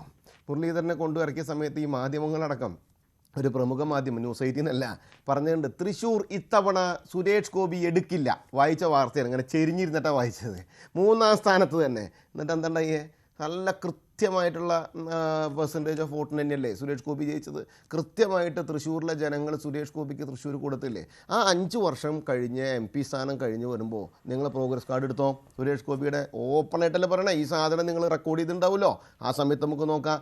ആ തൃശ്ശൂരിൻ്റെ ജനതയോട് TN പ്രതാപൻ കാണിച്ച നീതികേടും സുരേഷ് ഗോപി കാണിക്കുന്ന നീതിയും അന്ന് നമുക്ക് ചർച്ച ചെയ്യാം. 5 വർഷം സുരേഷ് ഗോപിയുടെ കഴിഞ്ഞ കാലഘട്ടത്തിൽ മനസ്സിലാവുന്നുണ്ടോ? അത് കോൺഫിഡൻസോടുകൂടിയാണ് പറയണതെന്ന്. കാരണം കൃത്യമായിട്ടുള്ള ദീർഘവീക്ഷണമുള്ള ഒരാളാണ് സുരേഷ് ഗോപി. അദ്ദേഹം മന്ത്രിയായിട്ടുണ്ട്. തൃശ്ശൂർ പാർലമെൻറ്റ് മാത്രമല്ല കേരളത്തിൽ കേന്ദ്രത്തിൻ്റെ പ്രതിനിധി എന്ന രീതിയിൽ തന്നെ കൃത്യമായിട്ട് അത് കൈകാര്യം ചെയ്യും. അതിലൊരു സംശയവും വേണ്ട. അപ്പോൾ ഞങ്ങളെ സംബന്ധിച്ചിടത്തോളം ഞങ്ങളുടെ മിഷനൊക്കെ ഞങ്ങൾ കൃത്യമായിട്ട് ടാർഗറ്റ് ചെയ്ത് തന്നെയാണ് പ്രവർത്തിക്കുന്നത്. ഞങ്ങളുടെ പ്രസിഡന്റ് മാറുകയോ പ്രസിഡന്റ് മാറാതിരിക്കുകയോ അത് കാലഘട്ടത്തിനനുസരിച്ച് ഞങ്ങളുടെ സംഘടനാ സിസ്റ്റം അനുസരിച്ച് മാറി വരും. അതൊന്നും ഞങ്ങളെ സംബന്ധിച്ച് ബാധിക്കുന്ന വിഷയമാണ്. ഞങ്ങളുടെ കേഡറിനെ സംബന്ധിച്ച് കൃത്യമായി തന്നെ വർക്ക് ചെയ്യും. 25-ഉം 26-ഉം ഒക്കെ ഞങ്ങളുടേതാക്കാൻ സാധിക്കുന്ന രീതിയിൽ തന്നെ ഞങ്ങൾ പ്രവർത്തനങ്ങൾ സെറ്റ് ചെയ്യും. പിന്നെ നമുക്ക് നോക്കാമെന്ന് ചർച്ച ചെയ്യാമല്ലോ. ശരി കാത്തിരുന്ന് കാണേണ്ട കാര്യങ്ങളാണ് ശ്രീ ഫക്രുദ്ദീൻ അലി. പക്ഷേ അതിൽ ഈ മിഷൻ 2026 അതിൻ്റെ ഒരു പൂർണ്ണത എന്ന് പറയുന്നില്ല. അതിൻ്റെ അടുത്തേക്കെങ്കിലും എത്തണമെങ്കിൽ മുന്നണി സമവാക്യങ്ങളിൽ പോലും മാറ്റം ഉണ്ടാകേണ്ടി വരും. അതോടൊപ്പം തന്നെ തൃശ്ശൂരിൽ നടത്തിയ പരീക്ഷണ വിജയം, ആ പൊളിറ്റിക്കൽ എഞ്ചിനീയറിംഗ്, അതിനെ അതേ രീതിയിൽ തന്നെ പുനരാവിഷ്കരിക്കേണ്ടി വരും. അതിന് ഉതകുന്ന ഒരു കാൻഡിഡേറ്റ് ആണോ ശ്രീ രാജീവ് ചന്ദ്രശേഖർ? അതായത് ക്രൈസ്തവ സഭകൾ BJPയോട് അടുക്കുന്നു എന്ന രീതിയിൽ വലിയ രീതിയിലുള്ള വിലയിരുത്തലുകൾ ഉണ്ടായിട്ടുണ്ട്. അത് തൃശ്ശൂരിൽ അത് ശരിയുമായിരുന്നു. പക്ഷേ അതിനുശേഷം അത് നിലനിർത്തിക്കൊണ്ട് പോകുവാൻ BJPക്ക് കഴിയുന്നുണ്ടോ? അങ്ങനെ കഴിയുന്നില്ലെങ്കിൽ അത് പഴയ രീതിയിലേക്ക് കൊണ്ടുവരുവാൻ 2024 ലോക്സഭാ തെരഞ്ഞെടുപ്പ് ഘട്ടത്തിൽ തൃശ്ശൂരിൽ കണ്ടതിലേക്ക് കൊണ്ടുവരുവാൻ ഇദ്ദേഹത്തിന് കഴിയുമോ? അല്ല, രാജീവിന് കഴിവെന്നുള്ള കാര്യത്തിൽ സംശയമൊന്നും വേണ്ട. രാജീവ് ബുദ്ധിരാശ്വസനാ. ഇങ്ങനെ കേരളത്തിൽ ഒന്നുമല്ലാതെ ഞാൻ ആദ്യം രാജീവിനെ പറ്റി കേൾക്കുന്നത് ഞാൻ ഡൽഹിയിൽ പഠിക്കുമ്പോൾ. കർണാടകയിലുള്ള പ്രശസ്ത നാടകത്ത് എച്ച് എസ് ശിവപ്രസാദിന്റെ അധ്യാപകനായിരുന്നു. അദ്ദേഹം അവിടെ അവിടുന്ന് രാജ്യസഭയിലേക്ക് ചോദിച്ചത് നിങ്ങളെ ഒരു മലയാളിയാണ്. ഞാൻ ചോദിച്ചു ആര്? ആ BP. ഞാൻ ചോദിച്ചു നമ്പ്യാര അയാളുടെ മരുമകൻ തൃശ്ശൂർക്കാരനാണോ? ഞാൻ അങ്ങനെയാണ് രാജീവിനെ ആദ്യമായിട്ട്. ഞാനന്ന് രാജീവിനെ എഴുത്തല്ലേ. കാരണം എന്താ വെച്ചാൽ ഒരു കച്ചവടക്കാരൻ കർണാടക രാഷ്ട്രീയത്തിൽ പ്രത്യേക സാഹചര്യത്തിൽ അവിടുന്ന് ജയിച്ചു കയറുന്നല്ലാതെ. പക്ഷെ നമ്മൾ കാണുന്ന അതല്ല. രാജീവ് അവിടുന്ന് മികച്ച പഠനമാണ് രാജ്യസഭയിൽ. അങ്ങനെ മോഡി ഇതൊക്കെ ഒബ്സർവ് ചെയ്യുന്ന ആളാണ്. അങ്ങനെ മോഡി ഗുജറാത്ത് മുഖ്യമന്ത്രിയായപ്പം വിളിച്ചു, രാജീവിൻ്റെ ഉപദേശങ്ങളൊക്കെ സ്വീകരിച്ചു. പിന്നെ രണ്ടാമത് അദ്ദേഹം രാജ്യസഭയിൽ വരുന്നു. മോഡിയുടെ വളരെ വിശ്വസനായി വന്നു, മന്ത്രിസഭയിൽ വരുന്നു. പിന്നെ അത് കഴിഞ്ഞിട്ട് ഇവിടെ ലോക്സഭയിൽ മത്സരിക്കുന്നു. നല്ല പോരാട്ടം അദ്ദേഹം കാഴ്ച ജയിക്കേണ്ടതായിരുന്നു. ഞാനിപ്പോൾ വീണ്ടും പറയുന്നു, ഇവരുടെ ചില ഉപേക്ഷക്കുറവുകൊണ്ടാണ് അദ്ദേഹം തോറ്റുപോയത്. അപ്പം രാജീവ് ഇതൊക്കെ കൃത്യമായ പ്ലാനുണ്ട്. എന്താ പറയുക, കൃത്യമായ പ്ലാനോട് കൂടിയിട്ടായിരിക്കും രാജീവ് വന്നിട്ടുണ്ടാവുക. രാജീവ് അങ്ങനെ വെറുതെ വന്ന് സ്വന്തം പേര് കളയുന്ന ഒരു ആളല്ല. രണ്ടാമത്തെ കാലം മിഷൻ 2026 എന്ന് പറയുമ്പോൾ അത് ബേസിക്കലി പിണറായി 0-3 ആവാനാണ് സാധ്യത. അതിൽ BJP ഒരു 5-10 സീറ്റുകൾ പിടിക്കാം, അത്രേ ഉള്ളൂ. അത് കഴിഞ്ഞിട്ട് മതി അവർ കൂടുതൽ അത് പ്രതീക്ഷ മതി. പിന്നെ ക്രിസ്ത്യാനികൾക്ക് ഇനി വേറെ ഓപ്ഷനൊന്നും ഇല്ല. ക്രിസ്ത്യാനിയെ സംബന്ധിച്ച് അവരുടെ ദേശീയ രാഷ്ട്രീയം അവർക്ക് വളരെ ഇമ്പോർട്ടൻ്റ് ആണ്. ആ കോൺഗ്രസ് ആണ് ദേശീയ രാഷ്ട്രീയം കൈകാര്യം ചെയ്തത് എന്നുള്ളതുകൊണ്ടാണ് അവർ അതിൻ്റെ കൂടെ നിന്നത്. ഇപ്പം അത് മാറി. ഇനി കോൺഗ്രസ് അടുത്ത് വരാനുള്ള ലക്ഷണമൊന്നുമില്ല. അതുകൊണ്ട് ക്രിസ്ത്യാനിയെ സംബന്ധിച്ചിടത്തോളം തൃശ്ശൂരിനുണ്ടായ ഷിഫ്റ്റ് ഇനിയും കൂടാനാണ് സാധ്യത. അതൊരു PC ജോർജ് ഒന്നായിരിക്കില്ല. കൊള്ളാവുന്ന അനു ആന്റണിയൊക്കെ പോലുള്ള പയ്യന്മാർ ഇവരുടെ കൂട്ടത്തിൽ തന്നെ ഉണ്ട്. പിന്നെ വേറെ പല അച്ഛന്മാരും ഒക്കെ ഉണ്ട്. അപ്പോൾ അവരൊക്കെ തന്നെ BJPയുടെ ആഭിമുഖ്യം കാണിച്ചുകൊണ്ട് വരുന്നതായിരിക്കും നമുക്ക് കാണാൻ കഴിയുക. പിണറായി 3 എന്ന് പറയുമ്പോൾ അതിൽ BJP ആഗ്രഹിക്കുന്നതും അതാണെന്ന രീതിയിലുള്ള വിലയിരുത്തൽ ഉണ്ടല്ലോ. എന്നാലേ ഈ 2026 നിന്ന് 2031 ആകുമ്പോഴേക്കും ശക്തി കൂട്ടുവാൻ BJPക്ക് കഴിയുകയുള്ളൂ എന്ന്. അപ്പോൾ രാജീവ് ചന്ദ്രശേഖരനെ ഇറക്കിയതിന് പിന്നിൽ ആ ഒരു തന്ത്രപരമായ ഒരു സമീപനവും ഉണ്ടാകില്ലേ? അതാണ് കോൺഗ്രസും ആശങ്കപ്പെടുന്നത്. കാരണം പിണറായി വിജയന് കൂടി സമ്മതനായ ആളെയാണ് BJP സംസ്ഥാന പ്രസിഡന്റ് ആക്കിയിരിക്കുന്നത് എന്ന്. അതാണല്ലോ കോൺഗ്രസിന്റെ ആരോപണം. അല്ല, അത് CPM-നോട് കൺസൾട്ട് ചെയ്താണ് അവരാക്കിയെന്ന് എനിക്ക് തോന്നുന്നില്ല. പക്ഷെ അങ്ങനെ പ്ലാൻ അവർക്ക് ഉണ്ടാവും. കേരളത്തിൽ ഈ മുന്നണി സംവിധാനത്തെ തകർത്ത് കഴിഞ്ഞാലേ BJPക്ക് വരാൻ പറ്റുള്ളൂ. അത് CPM-ന് തകർക്കാൻ കുറച്ച് ബുദ്ധിമുട്ടാണ്. കാരണം അതിൻ്റെ ഭാരതസംഘം തൊട്ട് CAT വരെയുള്ള സംഘടന, പോഷക സംഘടന ഫീഡേഴ്സ് വളരെ സ്ട്രോങ് ആണ് സ്റ്റിൽ. അപ്പോൾ അതിനെ അങ്ങനെ തകർക്കാനൊന്നും പറ്റില്ല. പിന്നെ ലോക്സഭാ ഇലക്ഷൻ സമയത്ത് ഒരു പ്രത്യേക സാഹചര്യം, ദേശീയ സാഹചര്യം വന്നുകൊണ്ട് 2 ദേശീയ പാർട്ടികൾ തമ്മിൽ മത്സരമാകുകയും അതുകൊണ്ട് കോൺഗ്രസിനും പിന്നെ 3 സ്ഥലങ്ങൾ മറ്റേ ദേശീയ പാർട്ടിയായ BJPക്കും മേൽക്കൈ കിട്ടുകയും ചെയ്തു. അത്രയേ ഉള്ളൂ അതിൻ്റെ കാര്യം. പക്ഷേ നിയമസഭാ ഇലക്ഷൻ വരുമ്പോൾ അതായത് ലോക്കലായിട്ടുള്ള നെക്സ്റ്റ് ഡോർ ബോയ്സ് ആയിരിക്കും ഇലക്ഷൻ സ്ഥാനാർത്ഥികളാകുക. അപ്പോൾ അതിൽ ഏറ്റവും കൂടുതൽ ജനങ്ങളുടെ കാര്യങ്ങൾ ഇടപെടുന്ന ആളുകൾ പൊതുവെ നിങ്ങൾ നോക്കിയാൽ CPM-കാരായിരിക്കും. രണ്ടാമത് ഈ പറയുന്ന BJP-കാരായിരിക്കും. അപ്പം അങ്ങനെയുള്ള ആളുകൾ മറ്റേ ആരിഫിനെ തോൽപ്പിച്ച സത്യത്തിൽ അവിടെ CPM-ന്റെ ഉള്ളിലെ കളിയൊക്കെ ഒരു ഘടകമായിട്ടാണ് ഞാൻ മനസ്സിലാക്കുന്നത്. ഈ ആരിഫിനെതിരെ കളിച്ച ആളുകളൊക്കെ ആയിരിക്കും അവിടെ സ്ഥാനാർത്ഥിയായിട്ട് വരിക. സ്വാഭാവികമായിട്ട് അവരുടെ സ്വാധീന ശക്തി ഉപയോഗിച്ച് അവർ ജയിക്കാൻ സാധ്യതയുണ്ട്. അപ്പം അതുകൊണ്ട് ഈ പറഞ്ഞ പോലെ പിന്നെ BJP ടാക്ടിക്കലായിട്ട് അങ്ങനെ നിലപാടെടുക്കാൻ സാധ്യതയുണ്ട്. കാരണം ചാണക്യൻ്റെ യുദ്ധതന്ത്രമാണ് അവർ പ്രയോഗിക്കുന്നത്. അതിൽ പ്രധാനപ്പെട്ടാണ് കുതയുദ്ധതന്ത്രം. ശത്രു ഉറങ്ങിക്കിടക്കുമ്പോൾ ഈ ധാർമ്മിക നീതിയൊന്നും നോക്കാതെ അശുദ്ധമാവ് ചെയ്ത പോലെ ശത്രു ഉറങ്ങിക്കിടക്കുമ്പോൾ വെട്ടിക്കൊല്ലും, അങ്ങനെ കാണാൻ പരിപാടി. അങ്ങനെ ഏത് യുദ്ധതന്ത്രവും, എന്നുവെച്ചാൽ വെട്ടിക്കൊല്ലുമെന്നല്ല ഞാൻ പറയുന്നത്, ഇത്തരം യുദ്ധതന്ത്രങ്ങൾ BJP പുറത്തെടുക്കാൻ സാധ്യതയുണ്ട്. അത് അവരുടെ ഡിക്ലെയർഡ് പോളിസിയാണ്. കാരണം അവർ അഴിമതിക്കെതിരെ ഏറ്റവും കൂടുതൽ ഫൈറ്റ് ചെയ്തിട്ട് ഇന്ത്യയിൽ അഴിമതിക്ക് ജയിൽ ശിക്ഷ അനുഭവിച്ച 2 പേരിൽ ഒരാളാണ് സുഗ്രാമ. ഈ സുഗ്രാമിൻ്റെ കൂടെ മുന്നണി ഉണ്ടാക്കി ഹിമാചൽ പ്രദേശ് പിടിച്ച ടീമാണ്. അതുകൊണ്ട് അവർക്കിത് പുതിയ കാര്യമൊന്നുമല്ല. അങ്ങനെ എന്ത് തന്ത്രവും അവർ പയറ്റും. ശരി, അപ്പോൾ അതിൽ ആശങ്കപ്പെടേണ്ടത് സേനാപതി വേണു കോൺഗ്രസും UDF-ഉം ആണല്ലോ. അല്ല, ഞങ്ങൾ പറഞ്ഞില്ലേ, ഞങ്ങൾക്ക് ഇക്കാര്യത്തിൽ ഒട്ടും ആശങ്കയില്ല. ഇത് വന്നപ്പോൾ തന്നെ ഞാനിപ്പം പറഞ്ഞു ഞങ്ങളിത് വന്നപ്പോൾ തന്നെ ഫക്രുദ്ദീൻ ഈ വൈദേഹം റിസോർട്ടും ഇതുമൊക്കെ ഇനിയിപ്പം വരും ദിവസങ്ങളിൽ ഇതെല്ലാം ചർച്ചയിലേക്ക് വരണമല്ലോ.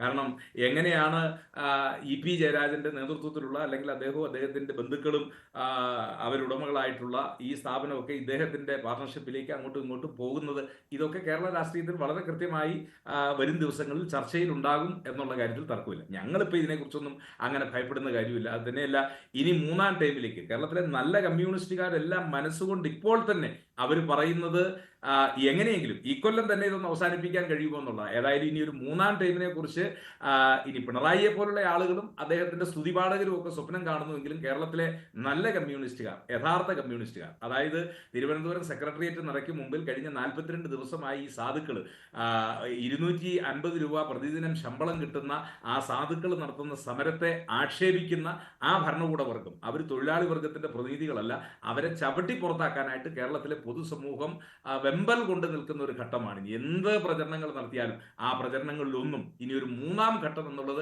കേരളത്തിലെ പൊതുസമൂഹത്തിന്, പ്രത്യേകിച്ച് ഇവിടെ വിവിധ മേഖലകളിൽ തൊഴിലെടുക്കുന്ന ജനവിഭാഗങ്ങൾ, അവർക്കാർക്കും ചിന്തിക്കാൻ കഴിയുന്ന ഒരു കാര്യമല്ല എന്നുള്ളതുകൊണ്ട് ഞങ്ങൾക്ക് അതിനെക്കുറിച്ച് ശരി. പക്ഷേ ശ്രീ ഉല്ലാസ് ബാബു, രാജീവ് ചന്ദ്രശേഖർ വന്നാലും കോൺഗ്രസും UDF-ഉം അധികാരത്തിൽ എത്തട്ടെ എന്നുള്ള നിലപാടെടുക്കുവാൻ എന്തായാലും BJP കഴിയില്ലല്ലോ.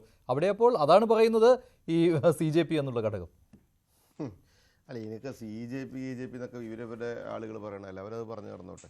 ഞാൻ ചോദിച്ചോട്ടെ, ഈ സെക്രട്ടേറിയറ്റിൻ്റെ പടിക്കലേ ആശാ അമ്മമാർ ഇത്ര കാലമായിട്ട് നിരാഹാരം കിടക്കുന്നു അല്ലെങ്കിൽ ഇത്ര കാലമായിട്ട് സമരം ചെയ്യുന്നു എന്ന് ആശങ്കപ്പെടുന്ന സേനാപതി വേണു, അങ്ങയുടെ പാർട്ടിയുടെ നേതാവായിട്ടുള്ള ആളാണ് പ്രതിപക്ഷത്തിൽ അവിടെ ഇരിക്കുന്നത്. അതിനകത്ത് നിങ്ങൾ ഈ 9 വർഷക്കാലവും കൃത്യമായിട്ട് പ്രതിപക്ഷത്തുണ്ട്. എന്നിട്ടും നിങ്ങളുടെ ഭരണപക്ഷത്തെ കൊണ്ട് ഈ കാര്യങ്ങൾ കൃത്യമായി കൈകാര്യം ചെയ്യാനോ വേണ്ട രീതിയിൽ അവരുടെ കാര്യത്തിൽ ഇടപെടാനോ നിങ്ങൾക്ക് സാധിച്ചില്ല എന്നുള്ളത്. നിങ്ങളുടെ രാഷ്ട്രീയ താല്പര്യങ്ങൾക്ക്, രാഷ്ട്രീയ വോട്ട് ബാങ്കിന് വേണ്ടിയിട്ട് നിങ്ങൾ മൈക്കിന് മുമ്പിൽ സ്റ്റേറ്റ്മെൻറ്റുകൾ വിടുക അല്ലാതെ നിങ്ങളുടെ നേതാക്കന്മാർ ഒരു കാര്യം പോലും അമ്മമാർക്ക് വേണ്ടി ചെയ്തു കൊടുക്കുന്നില്ല എന്നുള്ള യാഥാർത്ഥ്യങ്ങളും നിങ്ങൾ മനസ്സിലാക്കണം. പിന്നെ നിങ്ങളുടെ കാലഘട്ടത്തിലുണ്ടായിരുന്ന ഓണറേറിയം എത്രയാണെന്ന് കൂടി ഒന്ന് നിങ്ങൾ പറഞ്ഞാൽ കൊള്ളാമായിരുന്നു. ആ സമയത്ത് എത്ര മണിക്കൂറുകളെ അവരെ പ്രവർത്തിച്ചിരുന്നു എന്നുള്ളതും ഒന്ന് നിങ്ങൾ പറഞ്ഞാൽ കൊള്ളാമായിരുന്നു. നിങ്ങൾ ഭരിക്കുന്ന സ്ഥലത്തും ഇവരുടെ ഓണറേറിയം എത്രയാണെന്ന് പറഞ്ഞാലും കൊള്ളാമായിരുന്നു. അപ്പോൾ ആ കാര്യത്തിൽ നിങ്ങൾക്കുള്ള സങ്കടം എന്ന് പറയപ്പെടുന്നത് കപട സങ്കടമാണ് എന്നുള്ള വിശ്വസിക്കുന്ന ഒരാളാണ് ഞാൻ. അത് അങ്ങനെ ഇരിക്കട്ടെ. രണ്ട് CJP എന്ന് പറയപ്പെടുന്നത് അതൊക്കെ ഒരു രാഷ്ട്രീയ ആക്ഷേപമായിട്ട് ഈ പിള്ളേരി കളി പോലെ പറയുന്നതായിട്ട് കണ്ടാൽ മതി. ഞാൻ മഞ്ജുഷിനോട് വളരെ കൃത്യമായിട്ട് പറയാം, ഞങ്ങളുടെ സംസ്ഥാന ദേശീയ നേതൃത്വം, കൃത്യമായിട്ട് മഞ്ജുഷ് കേട്ടോ, ഞങ്ങളുടെ സംസ്ഥാന ദേശീയ നേതൃത്വം ഒരു വിഷയം തീരുമാനിച്ച് ഞങ്ങളുടെ സംഘടനാ പർവ്വത്തിൻ്റെ അടിസ്ഥാനത്തിൽ സംഘടനയുടെ 5 വർഷം കഴിഞ്ഞ അധ്യക്ഷൻ മാറി പുതിയ അധ്യക്ഷൻ തീരുമാനിക്കുമ്പോൾ സംസ്ഥാന ദേശീയ നേതൃത്വത്തെ കൃത്യമായി പഠിച്ച് ഒരാളെ അവരോധിച്ചിട്ടുണ്ട് എങ്കിൽ അതിൽ കൃത്യമായിട്ടുള്ള കാര്യങ്ങൾ അവർ പഠിച്ചിട്ടുണ്ടാവും. അത് കൃത്യമായി അവർ കൈകാര്യം ചെയ്യുകയും ചെയ്യും. അത് ഭംഗിയായിട്ട് നോക്കാൻ ഈ പാർട്ടിക്കും അറിയാം. പിന്നെ അദ്ദേഹത്തെ സ്വീകരിക്കാനും ഉൾക്കൊള്ളാനും അതേപോലെ തന്നെ അദ്ദേഹത്തിൻ്റെ നിർദ്ദേശാനുസരണം പ്രവർത്തിക്കാനും ഞങ്ങളുടെ ശൈലിയിൽ ഞങ്ങളെ പഠിപ്പിച്ചിട്ടുണ്ട്. അത് ഞങ്ങളുടെ മാതൃസംഘടന പഠിപ്പിച്ചു തന്നിട്ടാണ്. അതുകൊണ്ട് തന്നെ അദ്ദേഹം നേതൃത്വം കൊടുക്കുന്ന ഈ സംഘടന കൃത്യമായി ടാർഗറ്റ് ചെയ്തുകൊണ്ട് 2025 ഒപ്പം തന്നെ 2026 ഈ 2 കാര്യങ്ങളിലും ടാർഗറ്റ് ചെയ്ത് പ്രവർത്തിക്കും. ആ വിജയം ഞങ്ങളിലേക്ക് എത്തിക്കും. ഇതിൻ്റെ തൊട്ട് മുമ്പ് 5 വർഷം സുരേന്ദ്രേട്ടൻ പ്രവർത്തിച്ചു വെച്ചിട്ടുള്ള അവിടെ നിന്ന് രാജീവ്ജി തുടങ്ങുന്ന സമയത്ത് സ്വാഭാവികമായിട്ട് ആളുകൾ മാറ്റം വരുമ്പോൾ ഒരു ശൈലിയും മാറ്റം വരും. ആ മാറ്റങ്ങൾ കൃത്യമായി തന്നെ ഈ കേരള സമൂഹം ഉൾക്കൊള്ളുകയും കേരള സമൂഹം അംഗീകരിക്കുകയും യുവാക്കൾക്ക് BJPയിൽ കൃത്യമായ പ്രതീക്ഷ നൽകുന്ന രീതിയിലേക്ക് സംഘടനയുടെ ശൈലിയിൽ മാറ്റം വരുത്തിക്കൊണ്ടുള്ള പ്രവർത്തന രീതി ഉണ്ടാകുമെന്നുള്ള കാര്യത്തിൽ സംശയം. സംഘടനാ ശൈലിയിൽ മാറ്റം വരുത്തുക എന്ന ലക്ഷ്യം കൂടിയാണ് BJP കേന്ദ്ര നേതൃത്വത്തിന് ഉള്ളത്. നന്ദി. ചർച്ചയിൽ പങ്കെടുത്ത എല്ലാവർക്കും ഇന്നത്തെ ചോദ്യം ഇതായിരുന്നു: BJPയുടെ വോട്ട് കൂട്ടാൻ രാജീവ് ചന്ദ്രശേഖരന് കഴിയുമോ? കഴിയുമെന്ന് 63% പ്രേക്ഷകർ, ഇല്ല എന്ന് 34%. വേണ്ടിവരെ അവസാനിക്കുന്നു. നന്ദി.